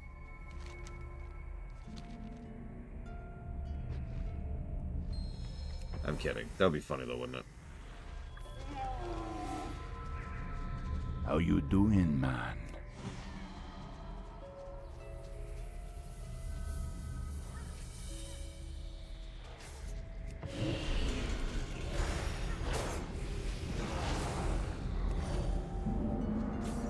Be free a little with it. I should have taken my Lune, just because she's my Lune.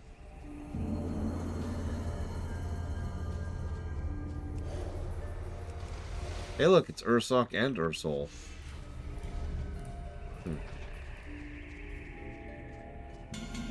Ashamane's fighting a pit lord over there. Ishnu Allah.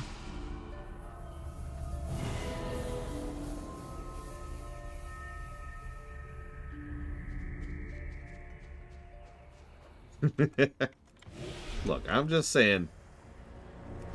She's not as bad as Brightman, okay? Nobody's as bad as Brightman.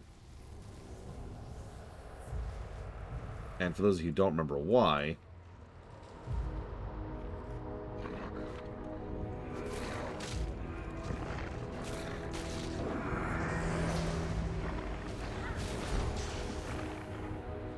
Or apparently it's not Brightmane. Oh god, what's his friggin' name? Her name? Its name? Yeah, Cenarius is over there fighting. Brightwing.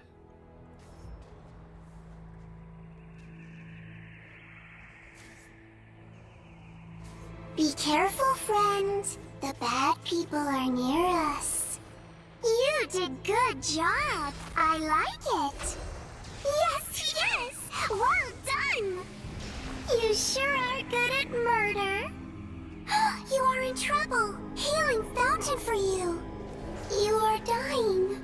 I know. Go to Healing Fountain. I am going to capture a mercenary camp because it will help us.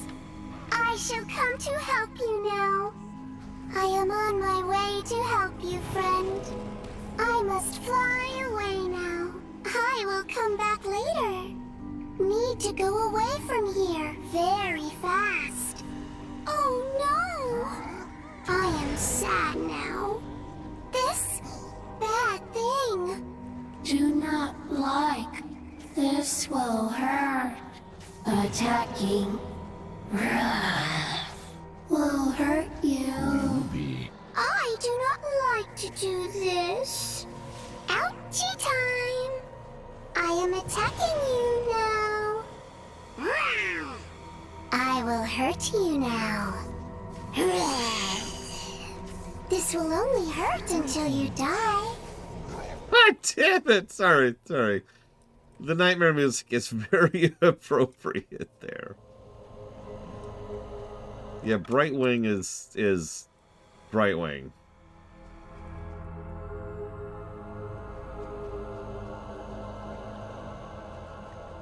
I'm gonna steal that quote. This will only hurt you until you die. Don't be such a baby, God. What does it say? We've turned the battle. The Burning Legion is greatly weakened. Only one task remains. Malorn is locked in battle with Archimond, the demon that slew him. Remember, we're trapped in his nightmare. There's no telling what might manifest you. We must do something. May tranquility surround you. Yeah, it's not like she's wrong. What in God's name?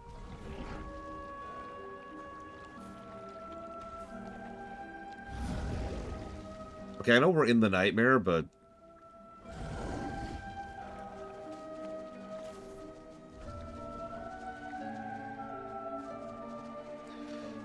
yeah, we're in a dream. We're in a dream. It's okay. It makes sense. It makes perfect sense. I just want you to die. Is that so bad? You know, if you laid down, this would go by quicker.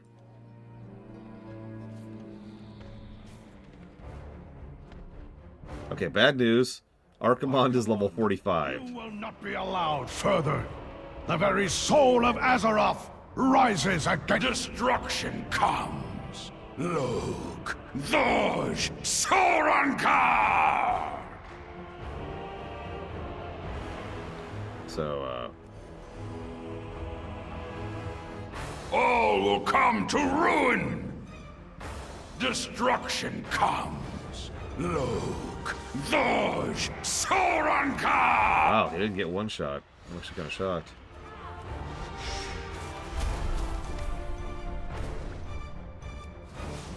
The veil is lifted from my eyes, heroes. The shadows retreat, and the dream beckons. Thank you, heroes.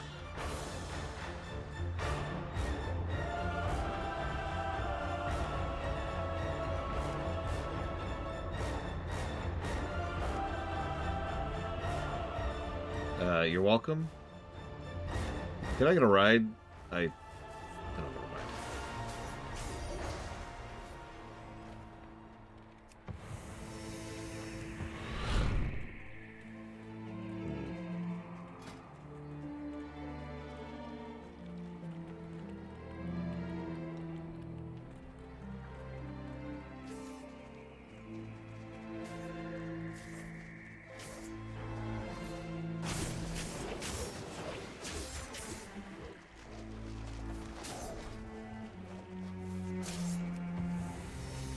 Yes, and he's the one who personally killed Malorn by snapping his neck, if I'm remembering correctly.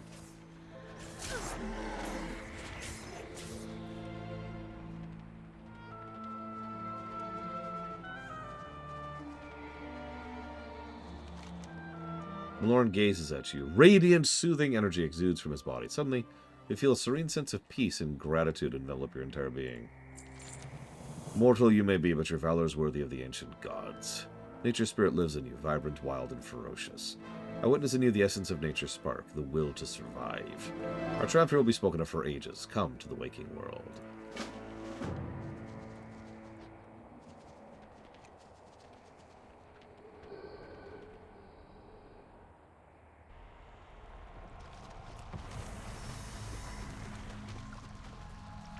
Yeah, interesting little tidbit. There's another Naru who doesn't talk. And it was jarring after the one Naru who does talk. Like, Zira talking doesn't bother me, because Zira's different.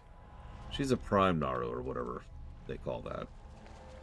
But, like, the other Naru shouldn't, you know?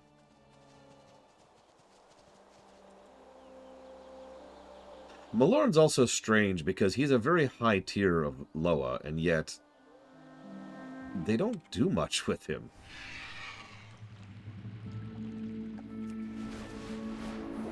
Listen, I was elected to beat, not to read.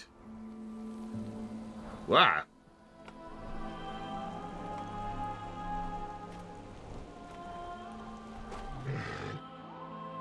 Today, we come in flight form. To the unseen enemies. Because I was flight form when the cutscene started. However, Xavius, Lord of the Nightmares, still lives. Only when he is defeated will Azeroth truly be safe. To accomplish this task, I gift you with my blessing. Use my power to serve and protect the wilds. Thank you, Druids of the Dream Grove. May you prosper under the leadership of your new Archdruid. Farewell. That new Archdruid is Thistly Crow. Acina kind of works for me better than Malorn. I don't really have a big reason why. She just does. Maybe it's because Acina is literally a wisp, and Malorn's a frickin' stag. And I know that sounds like a petty reason, but I kind of mean it. Like, most animal Loa are relatively lower tier and more understandable, and usually do more.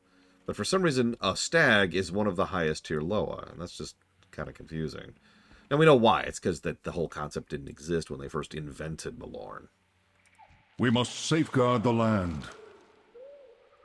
And that is the reason. Until we next meet. It is my honor to fight with you, Archdruid. Together, we will protect the balance of nature.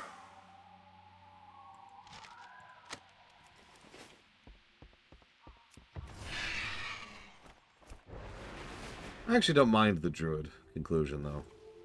Nature's gifts are everywhere. May your trail be clear. Come with me to the Seed of Ages, Archdruid. There, we will unlock additional mysteries of your weapon.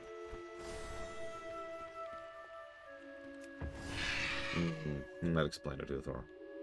Plus the retconny thing. We are nature's guardians. Ever have you been a fierce defender of the wilds? The skill with which you wield your ancient weapon proves you worthy to be our champion.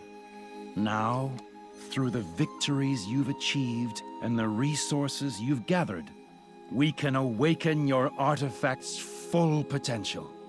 Let the Seed of Ages infuse your weapon with power. Watch it grow mightier than ever before.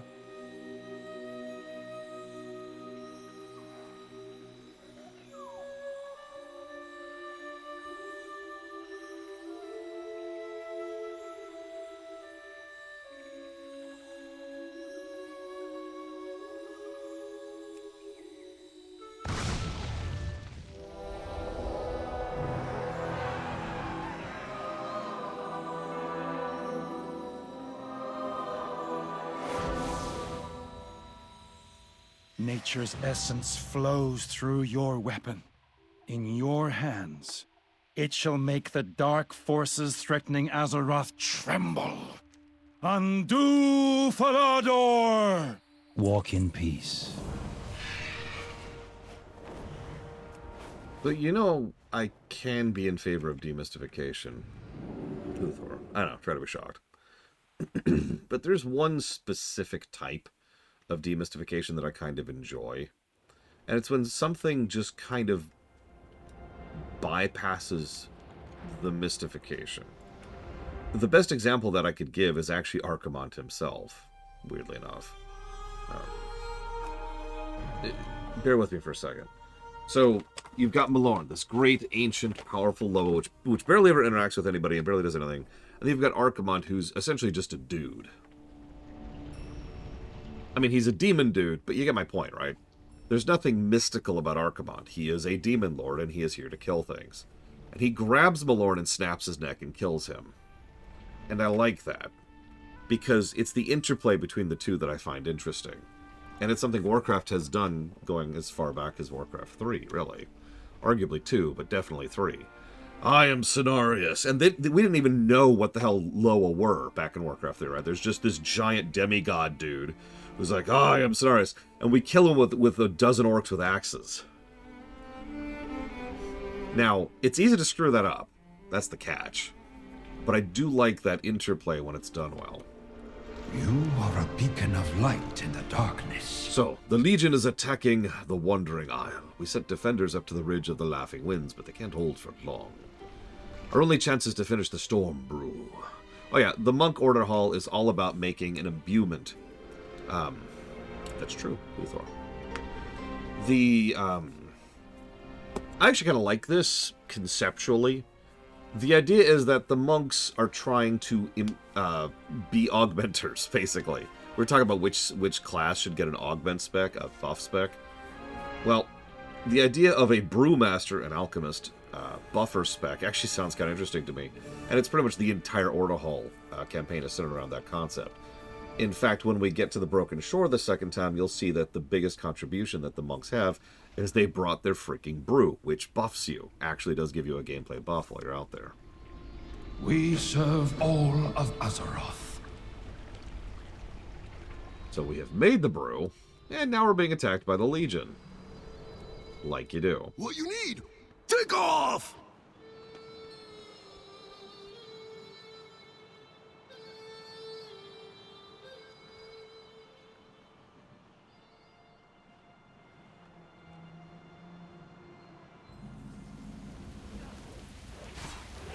Yes! The Grandmaster is here. Now these demons don't stand a chance. We can handle things here. Grandmaster, go south and join Chen and Agera in the temple. They need your help more than we do. You got it. Good to see you again, Grandmaster. Yeah, I was going to say, it does the same thing for the orcs that Huthor just mentioned for Archimond. It highlights how dangerous fell orcs really were. Warcraft 3 in many ways recontextualized Warcraft 2 by showcasing just how terrifying the demonic horde really was. Like, it's easy to say they swept an entire continent, but that's kind of vague, you know?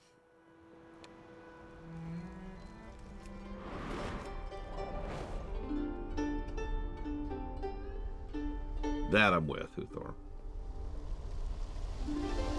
Yeah, like so many of these other quests, they focus on one thing a little bit to its own detriment. Hey! I hear their footsteps coming. Do not let down your guard.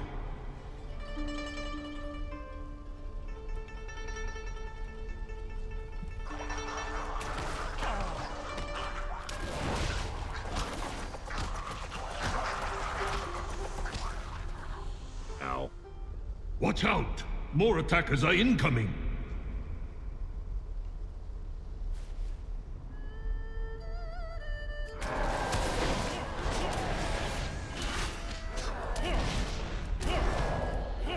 Stand firm, Grandmaster! Sorry. Protect the brew at all costs!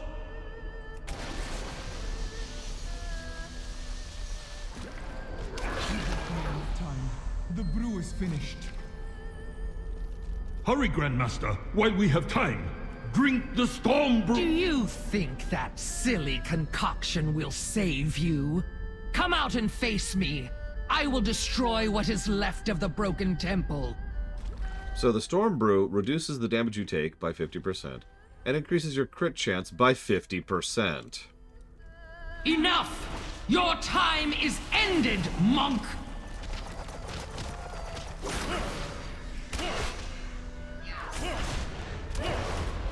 The Legion Witch is dead. Grand Master, I think this calls for a celebration. No more brew. No more brew. Personally, I would have loved to dig more into the shamanistic nature of the monks. We know that they are functionally shamans, so, like, do something with that, you know? Play with it.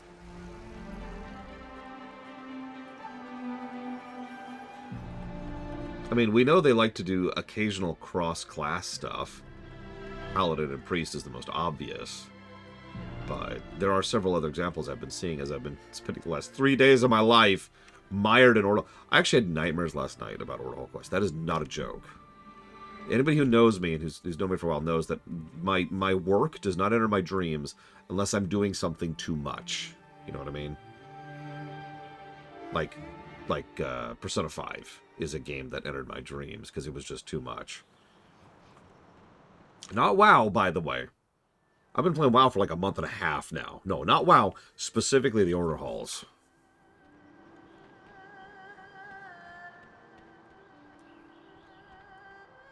Hey, yo. Hang on. Where's all my Vrykul? Oh, hang on. There's one. There's one.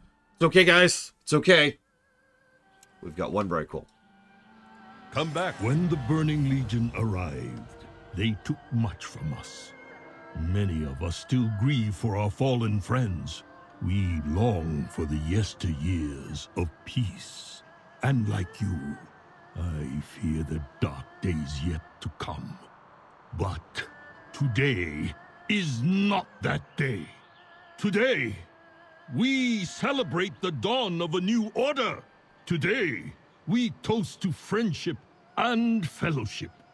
Under the Grand Master's leadership, let every day be a new dawn. And let us never give up the fight for another tomorrow. To the Grand Master.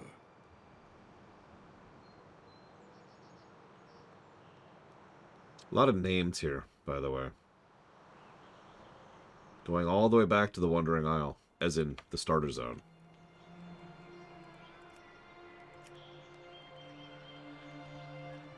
There it is. What's brewing? It is my honor to join you, Grand Master. My master would be proud. And a lot of... There's Cho! Hey! Pandaria welcomes you. Aw, he doesn't have anything to say. But yeah, we have several people from the Tian Monastery as well, too.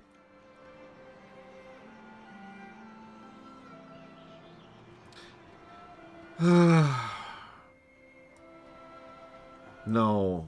Most unfortunately, Huthor, you do make sense. Now... Where are we going today, Grandmaster?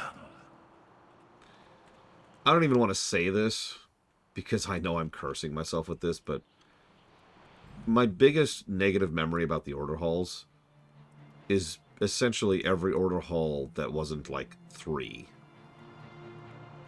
Because you're right, there's not a lot of depth to most of these, and they are spread out way too far. As I mentioned earlier, each Order Hall effectively has 3 chapters to it. And Chapter 1 is almost always good. Like, the first chapter of each Order Hall, even like the silly ones or the lackluster ones like Warrior, is usually quite solid. Good luck, Grandmaster. Chapter 2 is almost always boring and padding. There are a couple of exceptions. And Chapter 3 almost always falls flat. And that's always been true. I remembered that. I wasn't expecting the Order Halls to knock it out of the park, because I remembered that. I remember being somewhat disappointed by several of them. Now, the reason I say I'm hesitant to say this out loud is because we haven't hit the second or third arcs yet, the ones that we won't be doing until we hit the Broken Shore. I remember those more fondly. However, remember, I had to do that garbage Centenax chain. I call it the Centenax chain. It's just, all the padding garbage. Just to reach those quests. So it's entirely possible I'm on crack and my memories are wrong. We'll see. Stay strong in this time of Grand Master. We of the Broken Temple have watched the bond between you and your ancient weapon grow strong. Meditation has opened our eyes to a technique that will infuse the resources you've gathered into the ancient artifact. Step before the forge of the Roaring Mountain and raise your weapon high. Behold, its true might is awakened.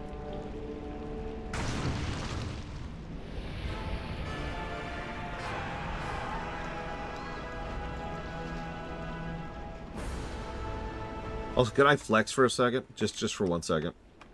May this blessing illuminate your path to victory. Because you probably missed it, but the actual appearance I'm using is this one. Because I have this one. That's it. That's the flex, is that I actually have these. They're actually my favorite weapon of the Windwaker ones, too. Go figure. Anyways. Now, what's really cool, and so part of the reason I like these, is how monks just fight regardless of what weapon they have equipped? These are an exception because these are functionally gauntlets. They sit on your hands. So as you do attacks, you actually fight with these stupid fists. See you around, Uthor. You're gonna miss Death Knight.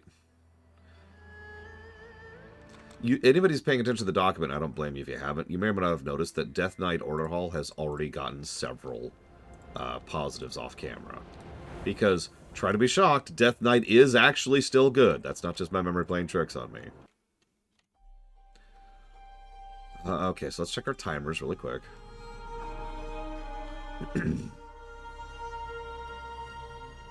Timer, I guess, at this point.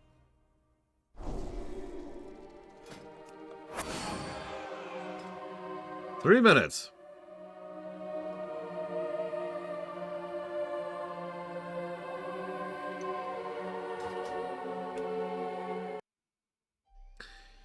Who haven't we done? Priest, Paladin, obviously, and Death Knight. Let me take a very, very brief, just stretch break, because I'm still feeling terrible. And let's just hold off on this timer. See what our next steps are here. Because I'm not sure where we're actually at in the Paladin chain right now. Although I guess I could look. God, having to do work. Ugh. A friend of mine said something just last night.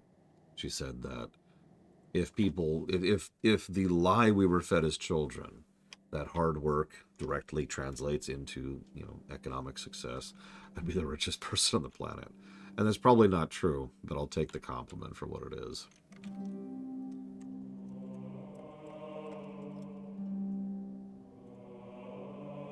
Alright, here we go. So we're on Blood of Our Enemy, which is here. Damn. So after this we have a dungeon.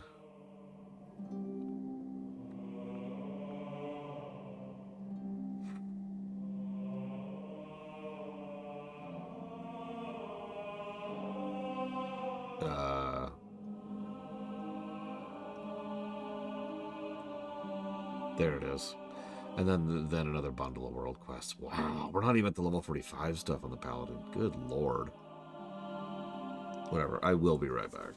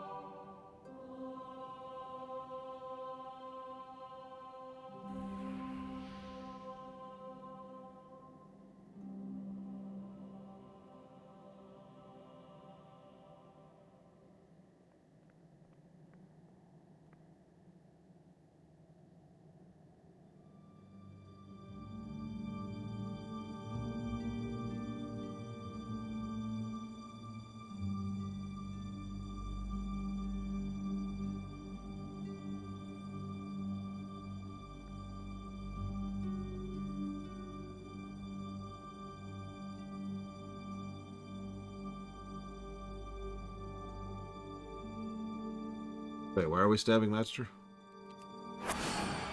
Who started stabbing without me?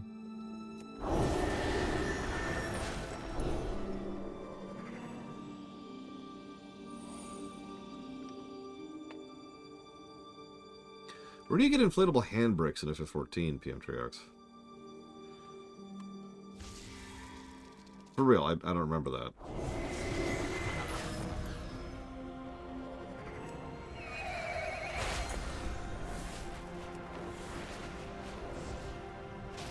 So, hi, this is the woman from the priest order hall, if you remember her. She actually mentions in the priest campaign that she's heading off to help the paladins, and here she is in the paladin chain. Goddess watch over you. Asha Fela, Elun light. She smears fell blood on the lexicon's pages, and alien sigils blaze forth.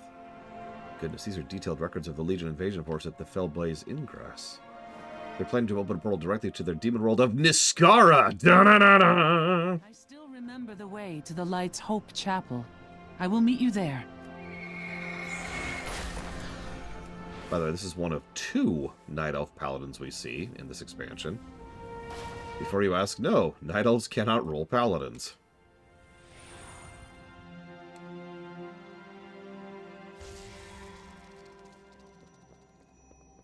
You know, that's cool.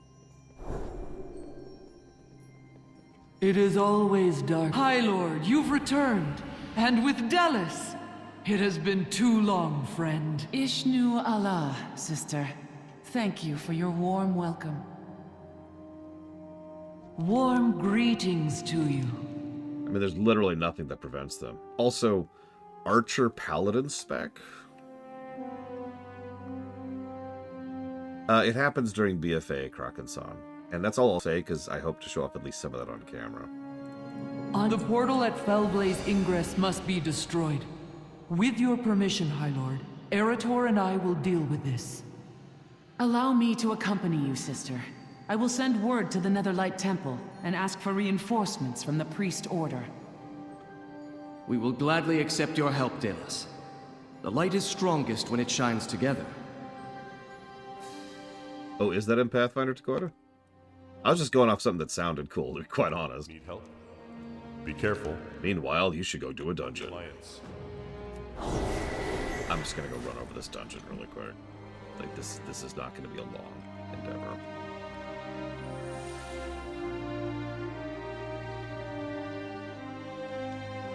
Yeah, hi, Arator. How's your mother? Verisa.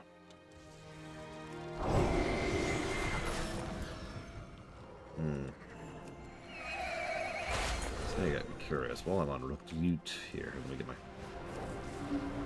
I am not experience locked because I am a worthless, terrible, no good, very bad streamer who could stream his way out of a paper bag. So I made a couple of mistakes over the course of this run because it was a lot of planning, a lot of prep work, and every now and again I'd screw up. One of those screw-ups was I didn't have a paladin who could actually do these quests in the appropriate level range. So as you may or may not notice, I am level 71.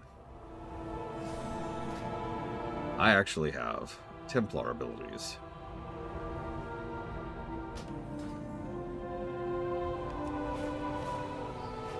So no, I'm gonna run over Blackrock Cold here.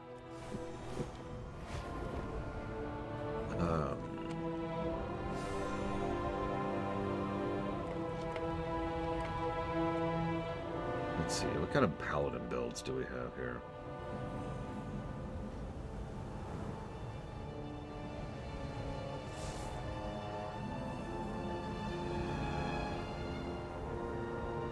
Quite a few. Quite a few. Stone Lord, Tortured Crusader, Divine Scion, Divine Hunter, here we go.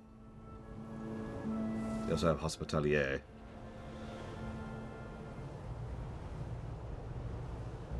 Pity the people of Bradensbrook.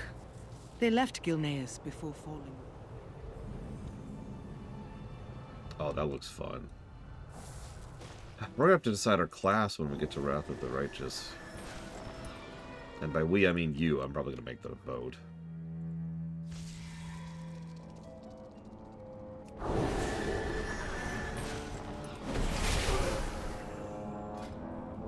So what's Herald of the Sun give us? Ashes, Wake of Ashes, I can talk. Causes your next 2 holy power abilities to apply Dawn Light, doing radiant damage or healing. 8% of damage and healing radiates to nearby allies or enemies, reduced beyond 5 targets. Interesting. What, Dakota? Yeah, I'm pretty much locked in on doing Angel. I have actually spoiled myself a decent amount on the paths or whatever. I actually I can't remember what they're called right now. You know what I'm talking about. Just turn off the sound since we're just pushing through here. So yeah, I'm probably gonna just go straight Angel. And that's a good point, Dakota. I didn't think about that, but you're absolutely right. What I might do when we're getting closer to that run actually being a thing is I'll sit down and do some looking up to what the current meta builds are, and pick a selection of, you know, good DPS builds and say, all right, pick from these. It's more a sequel than an expansion, but yes is the answer, Magister.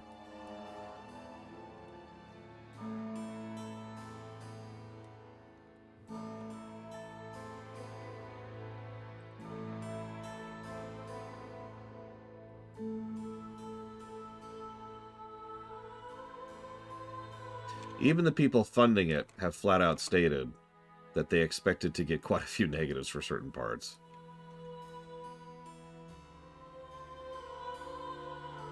So how does... Do you mind explaining it, Dragonplayer? Since I got nothing going on right now, I'm just smashing this dungeon as quickly as I can.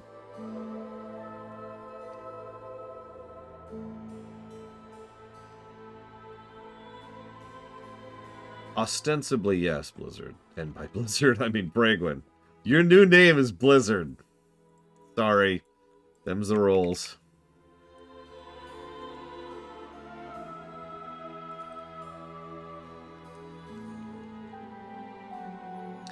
Kingmaker was interesting.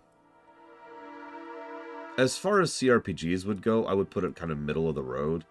Like if we were to rate all CRPGs. Obviously, I haven't scored it under the new system, so I can't speak to that definitively.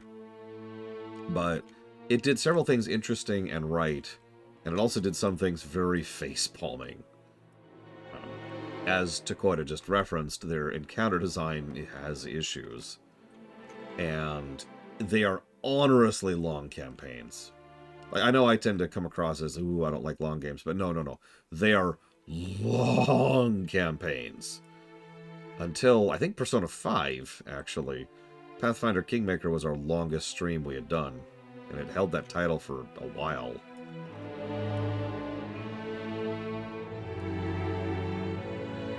Oh yeah, Wrath is supposedly going to be even longer. In fact, everyone I know who is funding it has all said the same thing. When you get to something called the Crusade, I'm not 100% sure what that is, but that's what they're all telling me. Cheat.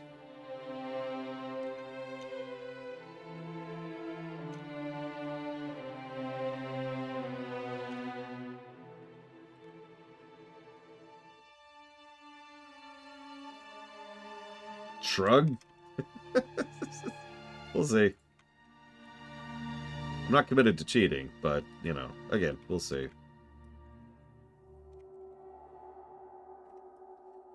So it's a spellcaster that gets good spells, and a lot of them. And as an oracle, you get a curse that gives you free spells, and double curse gives you 2 curses with no detriments other than a second curse. And then we're an angel, which I don't know what angel gives, but I assume it synergizes there somehow. Oh, apparently it has War Table Syndrome. The 3 games with that problem now. The number's growing.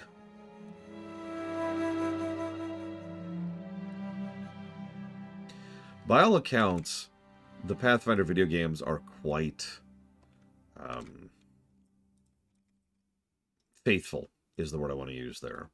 I can't speak for that myself. I've played Pathfinder, but not to any extent that I could consider myself a worthwhile person to listen to about it. Yeah, I believe the stream of the first game is actually still in the archives somewhere.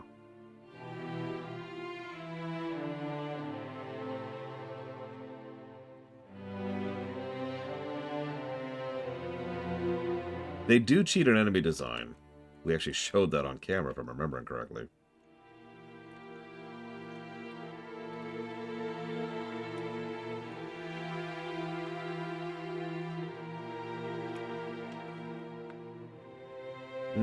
Gotcha, Dragon Player.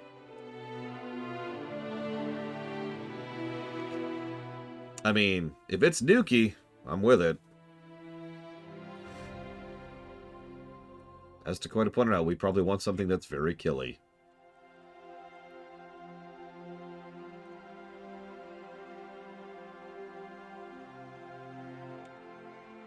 I don't remember what we played in Kingmaker on camera.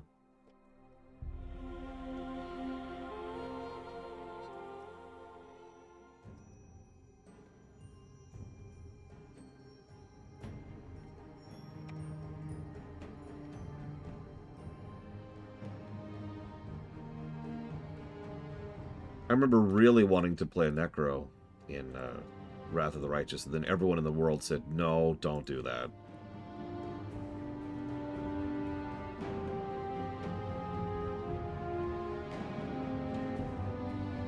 Little sad about that, not gonna lie. Because apparently there's some interesting stuff in that campaign.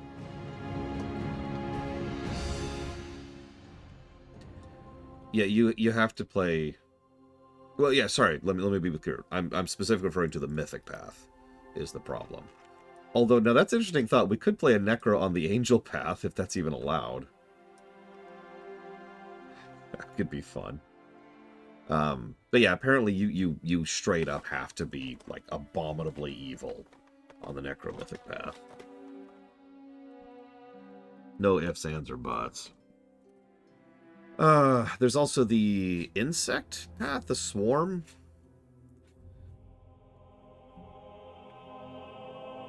I know it's based off of the Worm That Walks.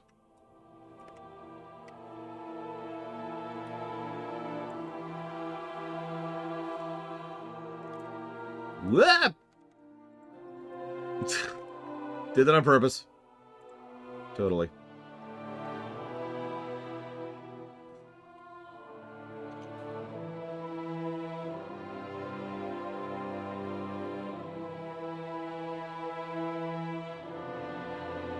There's a book written by a pony's hands. It's missing several pages.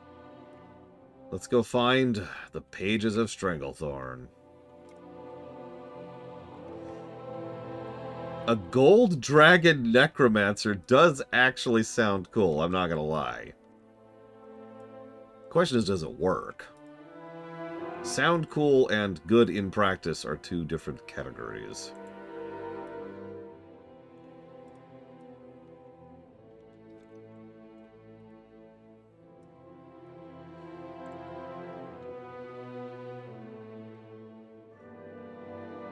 I think this world quest is overriding the quest.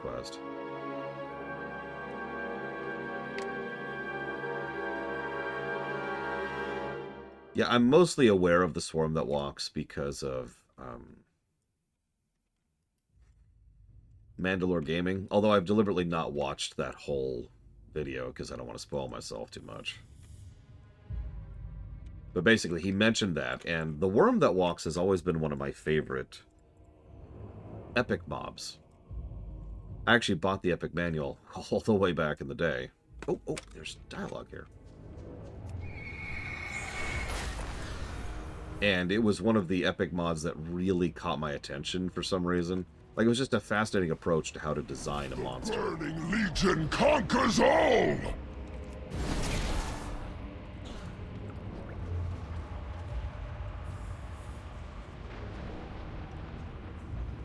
There's a Gold Dragon update. Raise eyebrow.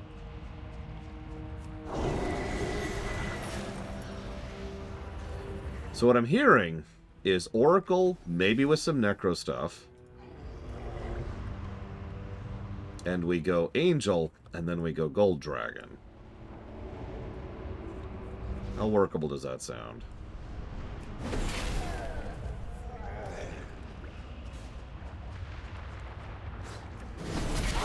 Am of Argus, the mightiest world in all of the Great Dark. Are you, though?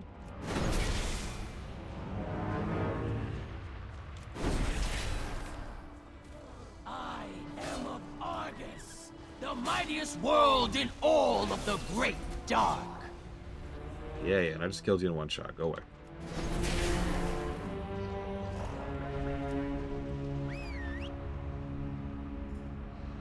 That's fair, Dakota.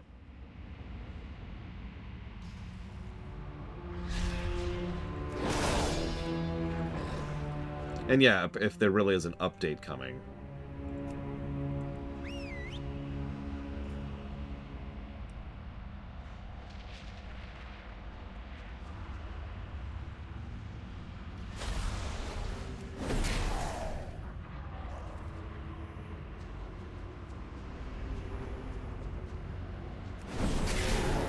Die by my blade! The biggest answer to that, Luneruth, is that Shadow Word Pain is an instacast that... As she promised, Delas brought Conclave priests to join the battle. Our forces are getting along well. I mean, I would hope paladins and priests get along well, but then again, real life, am I right? Anyway, Shadow Word Pain is an instacast, which is useful. And Shadow Word Pain does damage on application. In other words, it does damage, then applies a dot, whereas Shadow Word, or rather, excuse me, Vampiric Touch does not. So it's useful for tagging, useful for insta-pulling, useful for when you're going back doing older stuff. It's useful for using while you're moving. That should keep them at bay for now. Fare you well, champion. We will handle it from here. And that might be it. A little situational, but...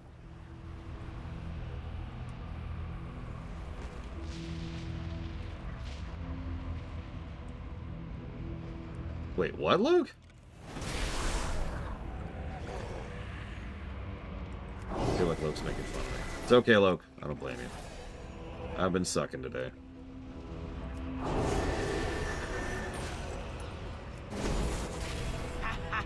You dare! Dare what? Kill you in one shot? Yeah, I guess I do? The priests also seek Balnazar. Their leader, Prophet Velen, saw a vision of the Dreadlord raining destruction upon Azeroth. Like you do.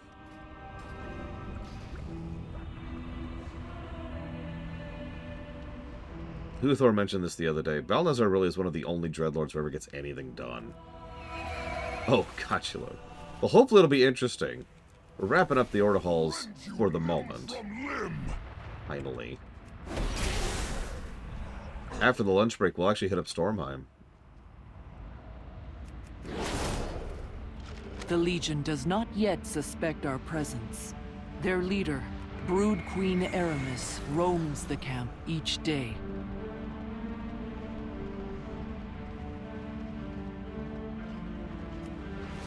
We'll finally be doing MSQ. Could you believe it? Die by my blade!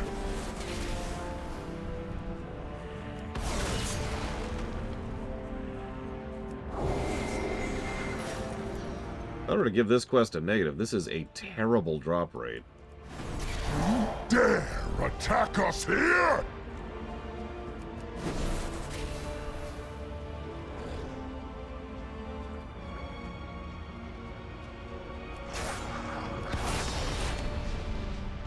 We attack tomorrow. May the light guide us.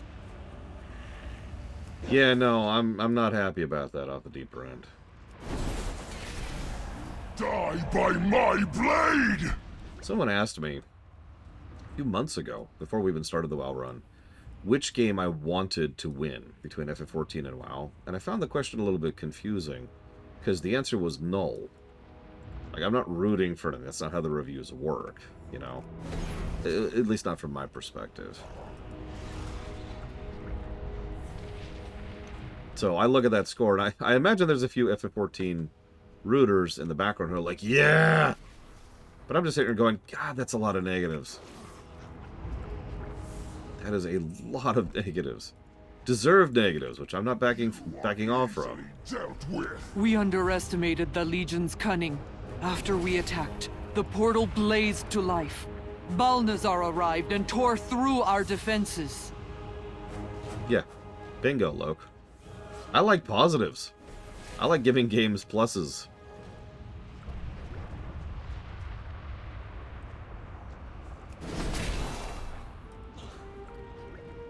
Ask what, PM Truck? Sorry.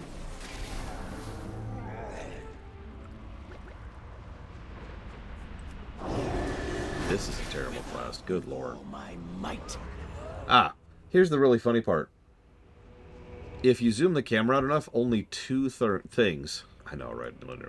Only two major categories of things have earned negatives. One is the order halls on the gameplay axis, and the other is the abandonment issues, which is really bad in Legion, because Legion has a lot of content. So that's a lot of dungeons, a lot of raids, a lot of heroics, and a lot of mythics, all of which get negatives for being abandoned. We are still alive, but they are taking us through the portal to their homeworld. What lies on the other side? Now, I could actually give you specifics. Legion conquers all!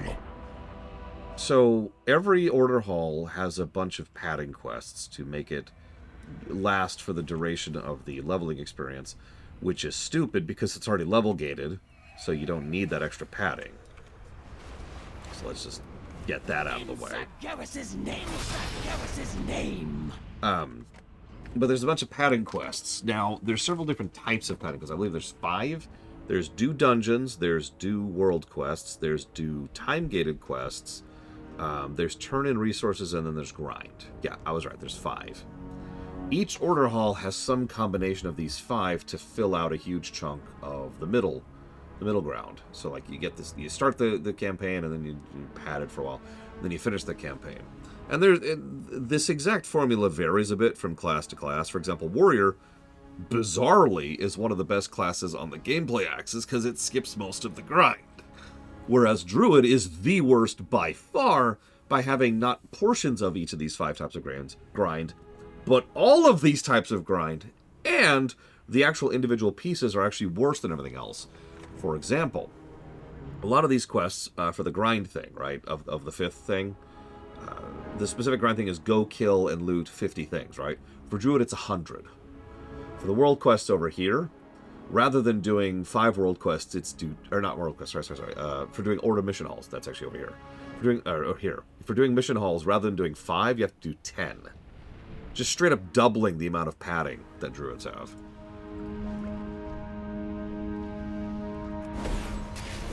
So I've been paying attention, and it's been varying. But all of them have the problem to some extent or another. Why did druids get that penalty? That is a good question. I broke free for a moment. Please, if anyone finds this, you are our only hope of rescue. Like, not to get too much into it, but why do we have to do the quest I just did? That was like 10 minutes of wasted time to find out that the giant demon portal is where they took them. Also, they're on Niskara, because of course they are.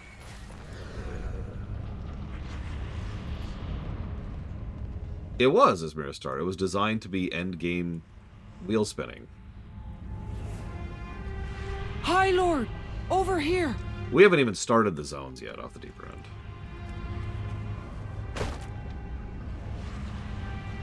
I would say, I don't expect to give many negatives to the zones, but if I say that, the reality will warp itself around the time-space continuum, and all of a sudden Legion zones will suck. So I'm not going to say that. Good day. Ancestors protect you. Okay, so. Peace and Eritor and Dulles are here somewhere on this. It's okay. It's Niskara. Remember the place we had to spend half the Order Hall campaign of the Warrior just to reach? Yeah, we just walked in. Walk always in the light of the sun. Okay. Anshe's warmth Wait. guide you. Hey there. Demon jailers? No! Do I even have? I don't think I do. No, whatever. I guarantee you with total certainty that the Shadowlands Covenants will score better. And I can give you 2 reasons why. First of all, the Shadowlands Covenants only had 1 bit of padding in them, and 2, that padding is circumventable. It's one of the situations like the Mount quest that Pillars of Snow corrected me on earlier.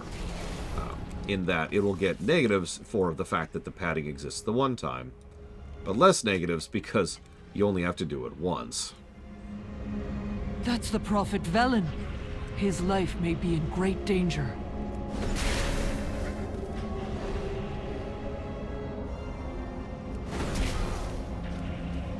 I recognize this place. Is it Netherlight Temple? Is the Legion planning to invade the Priest Order Hall? Nah, they'd never do that. These are detailed travel logs. It appears the Legion has been scouring the twisting nether. But for what?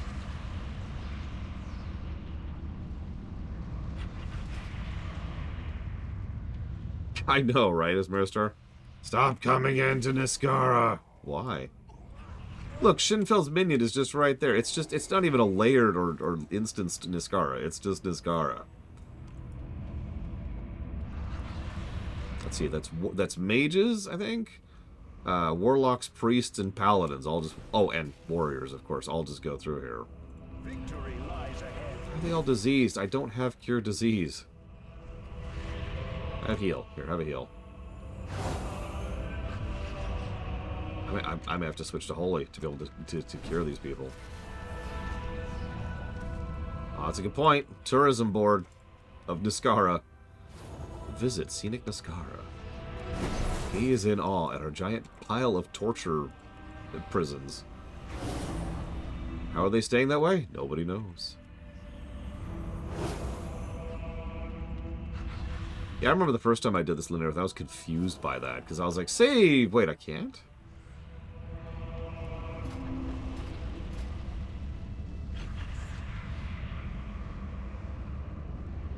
There it is. I mean, of course I don't have it. It's dumb. Why would I have that? Alright, here, let's go and just grab it for a second. Don't aggro me. Don't aggro me. Don't ag... I am your judge, jury, and executioner. You're dead. That's what you get for wasting my time. What can I do for you? Thank you, Ismaristar. I actually didn't realize it was just a straight-up talent.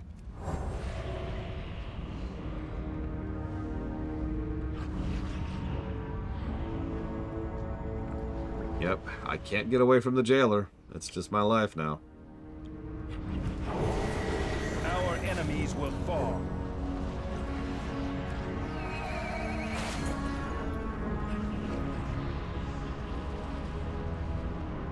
Arcanon Poros. Is Blessing of Freedom a talent too?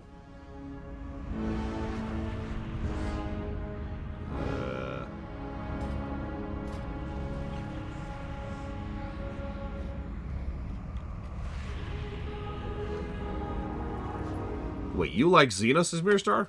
Slowly pull out my weapon. Listen, we're gonna have to come back around the shed here for a second.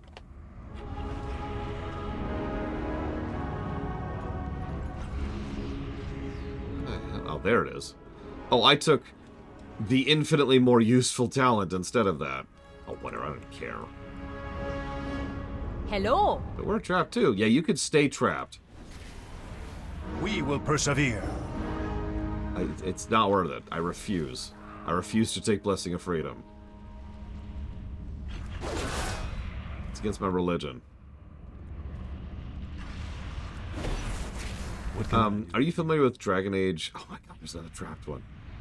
Oh my god. Are you familiar with Dragon Age? The setting? Off the deep end?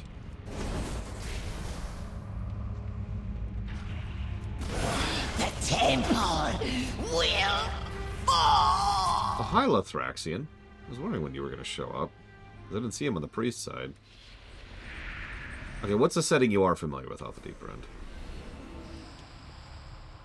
Who are you, stranger? You are not of the Legion. We fight for the same side, warriors of light. Thank you for freeing me. The Legion army will soon attack Netherlight Temple. This sanctuary must be protected at all costs. I will bring allies to defend the temple, but they are far away. I need your help to fight the enemy until we can arrive. Lothraxion is fascinating and completely nuked from canon. I even just double-checked earlier. To Light's hope, High Lord. The Council needs to hear this. He is never mentioned again. The closest thing we have is a very, very vague reference, not by name, to one of Revendreth's agents infiltrating the Light. That's as close as we get. So Lothraxion is effectively abandoned content. Now, that makes a degree of sense, for reasons that we've already kind of hinted at, but boil down to Shadowlands was not planned out, and therefore there's a whole lot of retconning going on. So you're familiar with Elder Scrolls. Unfortunately, that doesn't work, because Elder Scrolls retcons itself all the time. Like, if I tell you that... what's his name? Jubiix or whatever? The Khajiit was actually you know, Sheogorath or something like that, and has been shaping the events of the entire setting for the last, you know, several millennia. Maik, that's it, not Jubiq, Maik. Then your response is just to be like, yeah, because that's so banal, right? Like Elder Scrolls lore is already insane. So it doesn't mean anything. I can't use that. I'm sorry. Dallas, thank goodness you're alive. You came back. I thought my end had finally come. Never, my friend. The Light stands together. I will go ahead and help the others. We will get out of here together, sister. What about these other priests? Can I save them? No. The priest is saving them. Okay. Yeah. Elder Scrolls lore is... Are you still alive? Yes, I'm all right. That imp mother was getting a little too close for comfort. You should head back to the portal. The High Lord and I will take care of the rest. But no, the easiest way to explain it is to just talk about it straight. The Jailer it comes out of absolutely nowhere, has been planning and is behind every event in the entirety of Warcraft lore, ever, all to make one grand plan so he could gain control of all of the mechanisms of reality, and then reshape all of reality to his will. That's the Jailer. And like so many other things, the more you think about it, the less sense it makes. And as I have been pointing out, as we've been going through this series, every instance where that makes no sense. Every individual moment where it's like, hey, check this out. You see this thing? This doesn't make sense if the Jailer's behind everything.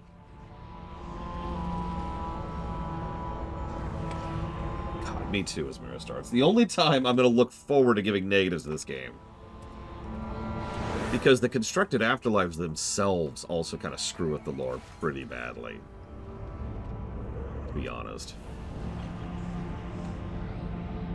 The very existence of the constructed afterlives makes no logical sense for everything leading up to Legion, in fact. So, you know, Warcraft 1, Warcraft 2, Warcraft 3, Vanilla, BC, Wrath, Kata, Pandaria, Warlords and Legion. All of those followed a fairly cohesive format of how the afterlife worked. And then Shadowlands, the expansion, changed that. And it does not fit. So it's not just the Jailer we're going to be giving negatives to. King's honor, friend. Go with honor, friend. Life bless you. For the Alliance. Go with honor, friend. Be careful. What brings you here? Netherlight Temple is in danger. Together, Knights of the Silver Hand, we can make our final stand against Balnazar. You would trust the words of that stranger? The one who looked like a Dreadlord himself? What if the stranger does not arrive as he promises? Can we count on his word? It is a risk, but the temple will be vulnerable regardless. We should stand together. Balnazar won't expect heavy resistance. It could be our chance to slay him once and for all. I agree. They will not suspect our united force. We will have the upper hand. High Lord, it seems we are all in agreement. But yours is the final word. What should we do?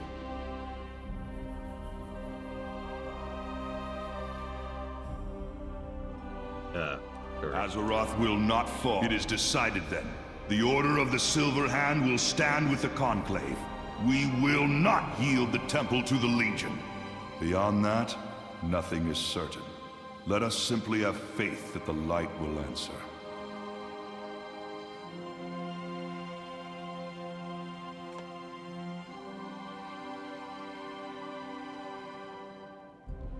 Bask in the glory of the day.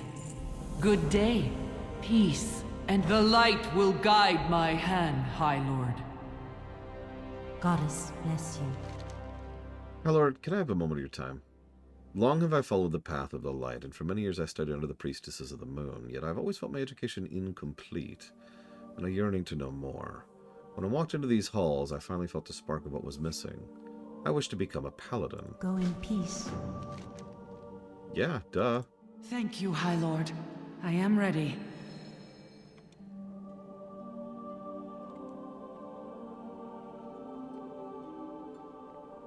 One of the only times we see a priest become a paladin on camera, though it's happened several times in the lore.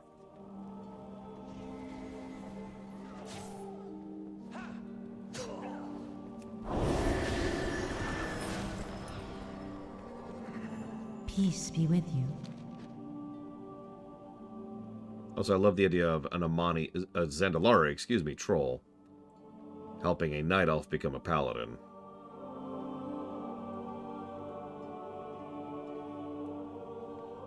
Here, in the presence of eternal champions, I take this sacred oath to protect the weak, uphold justice, and walk the righteous path. I pledge my life to the Order of the Silver Hand, and join my brothers and sisters in humble service. With this vow, I am reborn, a warrior of light. Wait, no!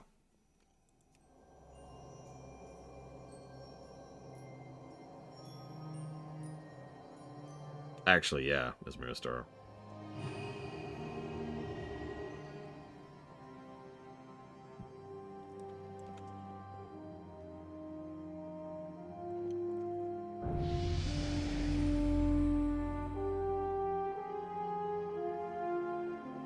Hello.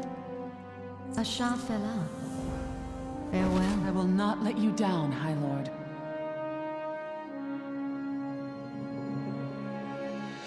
Ahem. So two things. First, sorry, we're in the middle of cutscene hell. To Cardboard Golem, it would actually make a degree of sense that the Primus is actually behind everything. If Shadowlands was written by anybody who had a degree of competence, which it was not, and under circumstances that were not extremely trying, which it was not. Put simply, I have no writer trust whatsoever. Light bless you. Go with honor, friend. In Shadowlands, so the idea of it actually putting that level of thought into its story is insane. Essentially nonsensical, right? However, in the realm and domain of headcanon, sure. Because, yeah, I could buy that. Now, to answer, I think it was Blade Trevol, it's really easy to come up with an equivalent of the Jailer in FF14, believe it or not. It is always darkest. I will fight in the name of Elune. No one with Retribution Aura? Seriously? Oh my god, my guys are so low level. Oh no.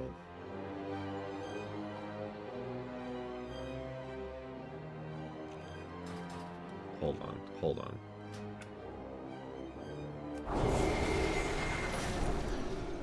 Greetings.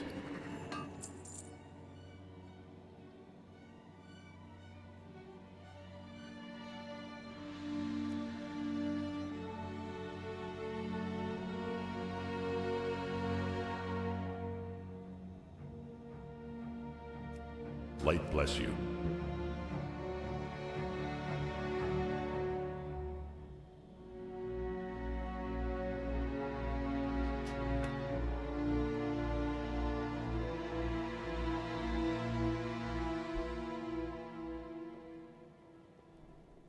What was it, Gizler?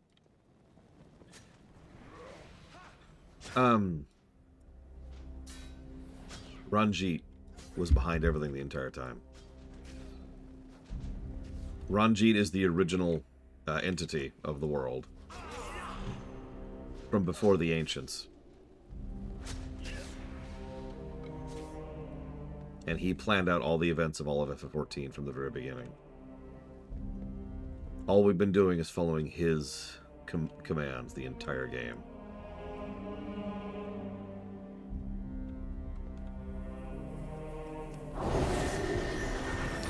That's how you pull a jailer in FF14.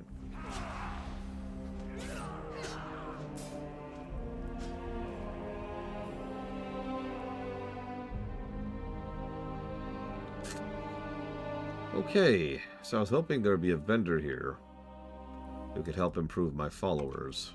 How are ya? Oh, hello. Oh, those are just, yeah. But unfortunately, it looks like there is no such thing. Watch your back.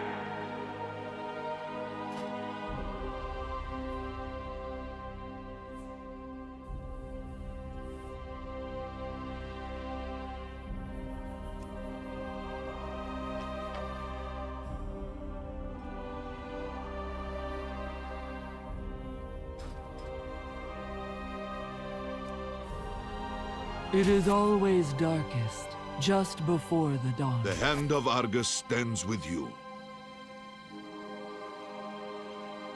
I am the blade of the light. I will fight in the name of Elune.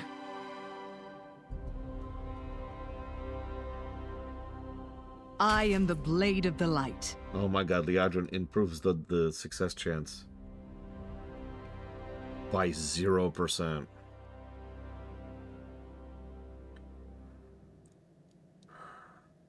No, it would happen during Shadowbringers, Linearth.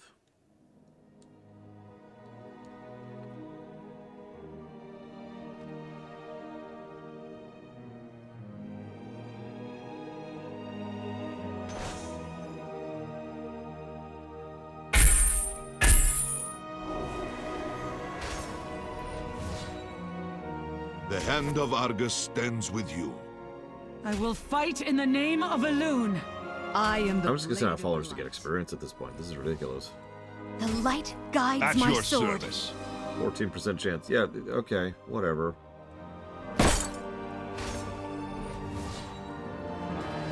Ugh. Anyways.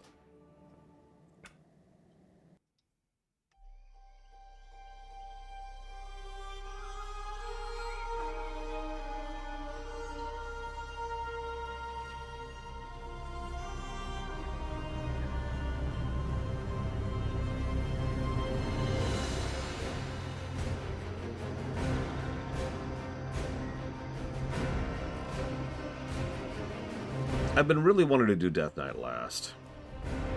Let's end this on a high note, shall we? We're going to go get our 4th horseman.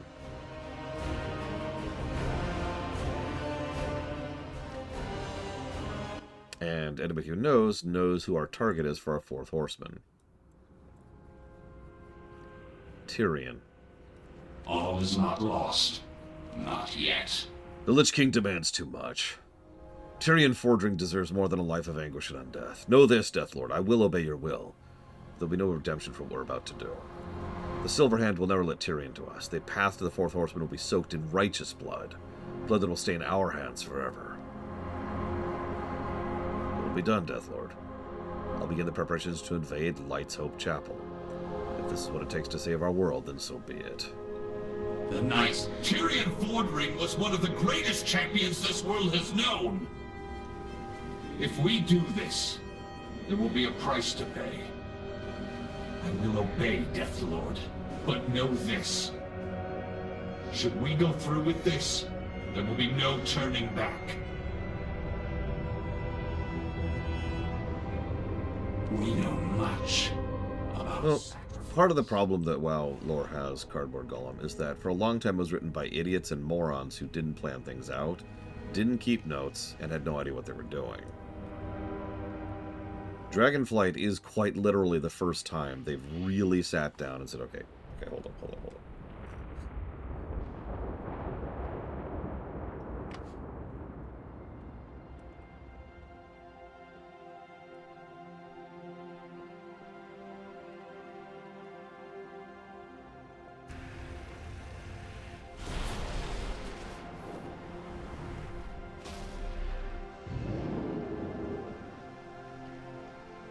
Like, you talk about the sword, right?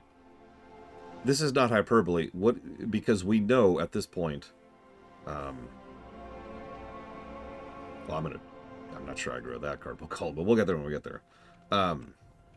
What do we know definitively about the sword? Nothing. No plan was made when they stabbed the sword.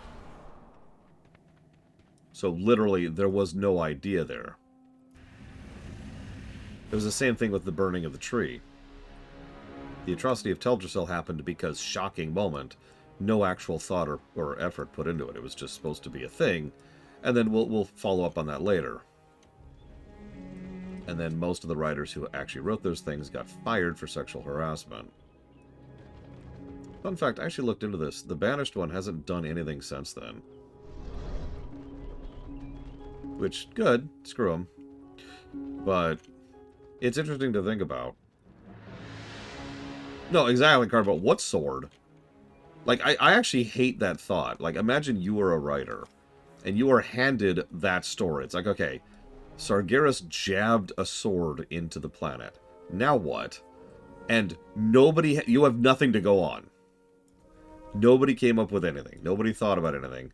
And now it's your job to come up with something. And it's just like, Anu Belore Delana.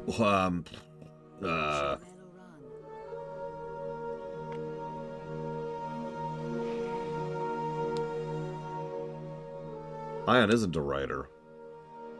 He's a raid designer. Yeah, what do you do with that? Pretty much, Loke. Actually, yeah. Pretty much exactly like that, Blicktaval. Funnily enough, my own idea for the sword is actually really simple. There was no plan.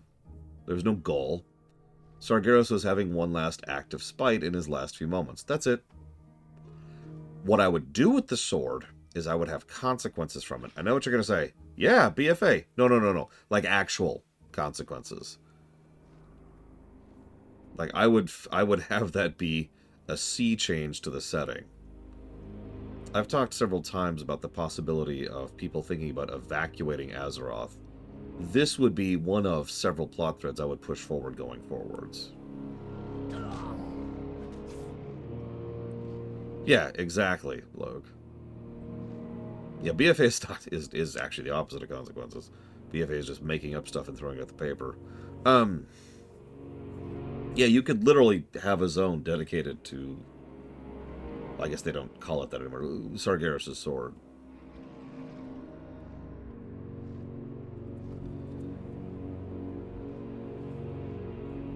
For a long time, we actually thought we could see the tip of the sword in War Within. No spoilers, but you know what I'm talking about. We have definitively proven that's not true at this point, but, I mean, it's an interesting thought, isn't it?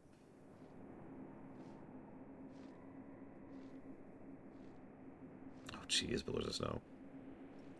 One attempt. That's insane. Yeah, we could do a World of Ruin thing. Hell, it could be an excuse to do a second Cataclysm. Even if we just do Kalimdor. Yeah, how far in is that stupid sword?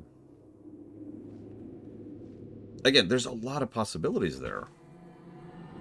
It is interesting that most of the writers have been trying desperately to walk away from the consequences of that period of time, of let's just call it what it is, the Titan the Titan dominoes for years, and only started acknowledging and sharing things around in Dragonflight, which is functionally a completely new era of WoW, the modern era at this point of WoW.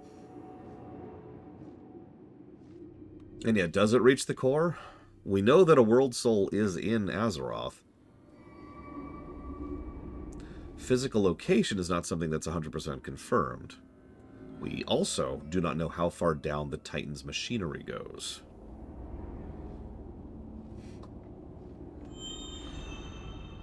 Like, we've only ever really interacted with Titan tech that's on the surface, you know?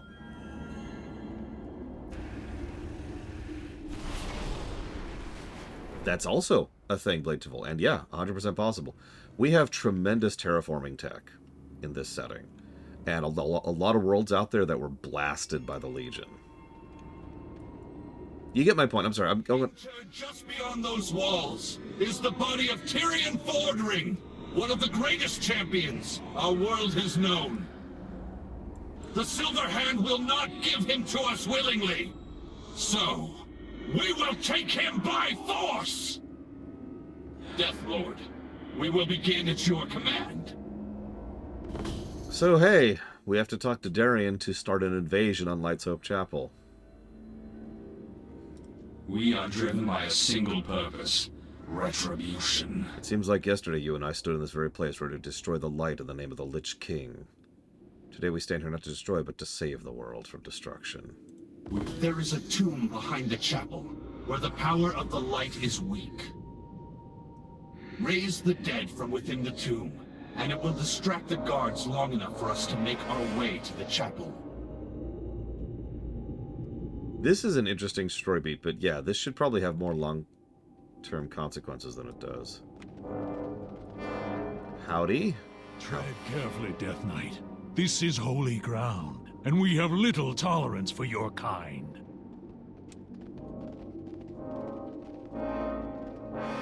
I lied. The music's back. The horns are eternal.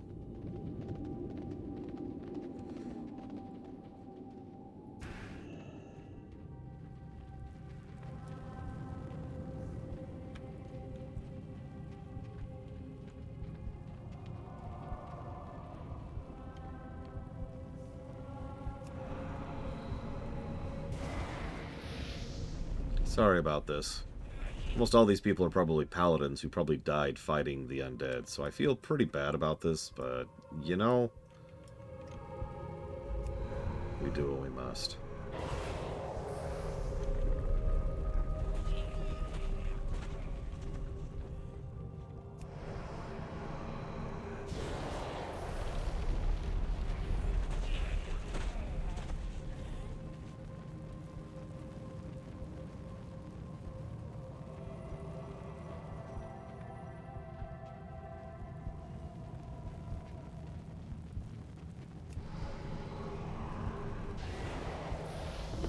My lord, we're under attack! It's the Ebon Blade!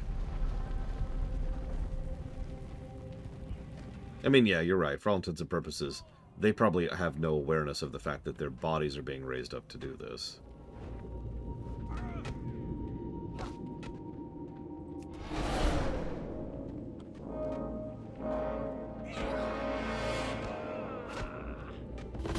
Tyrion's body rests below us, in the Hall of Champions. We will join you shortly, Death Lord. Don't kill Tyrosus. Will not succeed, Tyrion. The light will not allow it.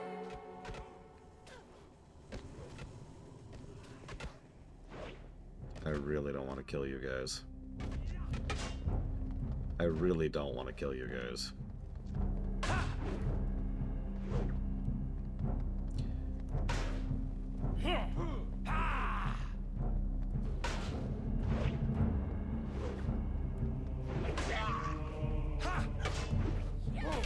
One, two, three. Death Knight, your actions here are an affront to all that is holy. Turn back from this unholy mission, or be purged by the light! I was actually showing off one of these quests to a friend of mine last night. I am very happy with this transmog. It's not actually the one I want eventually, but the one I want eventually is going to involve a lot of Nighthold, Mythic Nighthold. But I just want you to imagine for a second. You just see this walking towards you.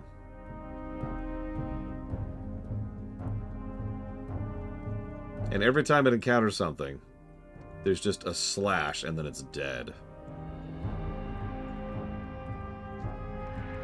By the light, be purged! But yeah, we end up fighting Liadrin instead of the High Lord. Liadrin, I really, really don't want to do this to you. Such power. How can this be? You are a monster, Darien. Without monsters, there can be no heroes. The time has come, Death Lord. Tyrion Fordring awaits. Alright, Tyrion. You always said you'd be retribution. At last, the four horsemen shall have their leader. You fools. Did you really think the light would allow this? What is this? The Lich King himself had no power here.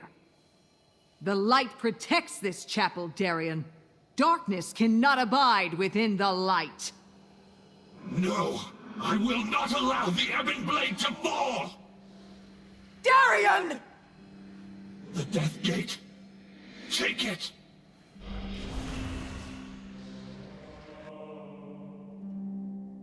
That is 100% not true, Trihexia. As if Liadrin would know. So, Darien's dead. We must do something before it's too late. The light has ravaged his body. There is nothing we can do for him.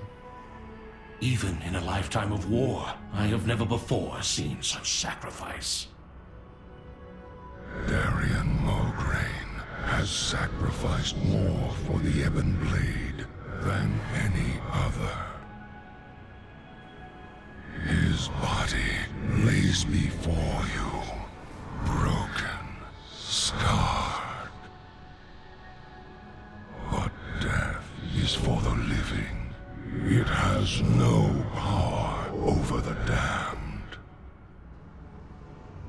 Your fourth horseman lays before you, Death Lord. Command him to rise.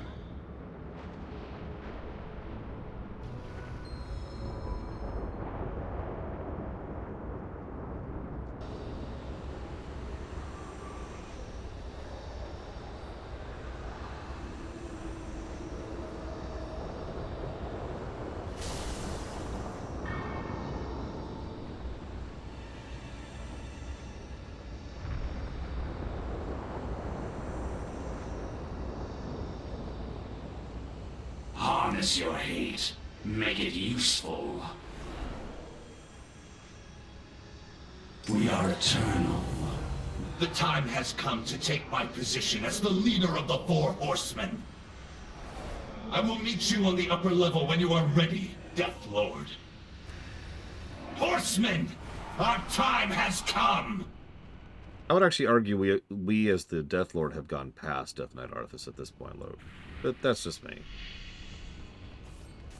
Either way, at the very least, equal, right?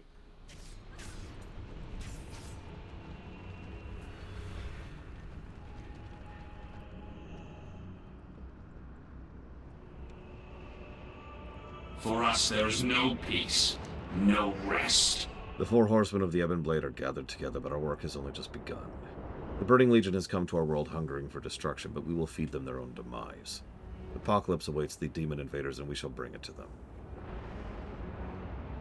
We must forge. Horsemen! Our destiny is at hand! The Burning Legion shall tremble before the power of the Four Horsemen!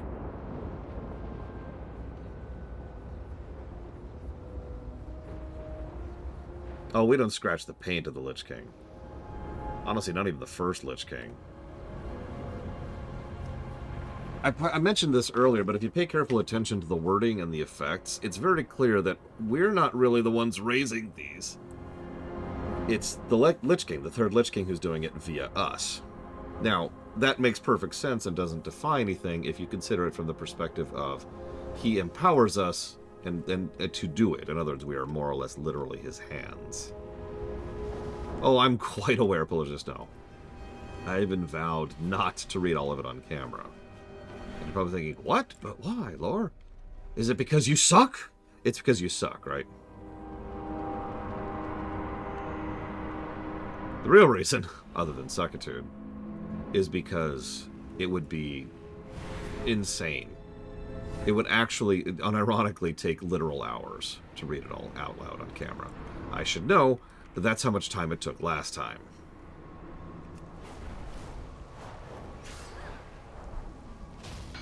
We are driven by a single purpose: retribution. Death Lord, we have all watched in awe as you cut a swath through our foes with your ancient weapon. Your legend grows, and it is fitting that the fearsome artifact you wield increases in potency as well. By infusing the resources you've gathered with the souls you've claimed, the Forge will unlock the true potential of your weapon's destructive might. Oh, I suppose I should actually have that stupid thing equipped.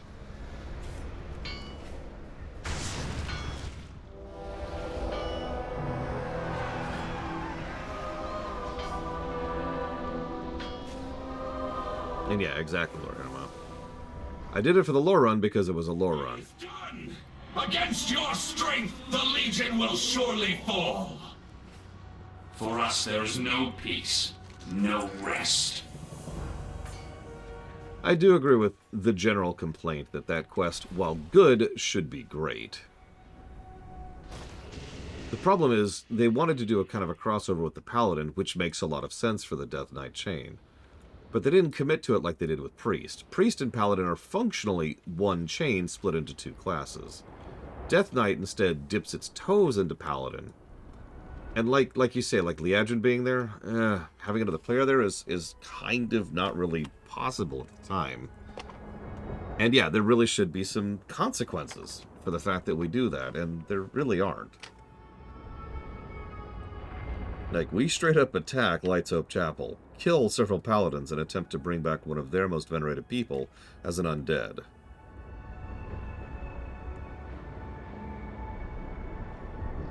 Yeah.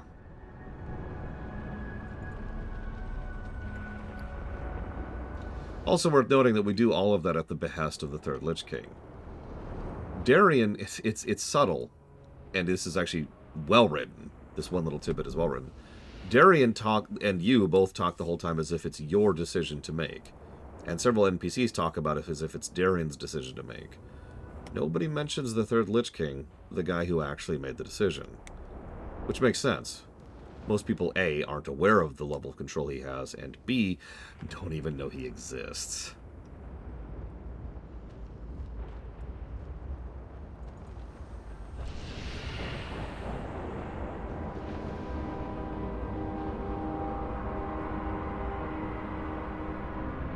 But yeah, what that boils down to is what should be a multi-positive quest is, in fact, merely a single positive quest. I'm going to get some off-camera stuff done, and I suppose I should also eat lunch. I'll be back after the lunch break.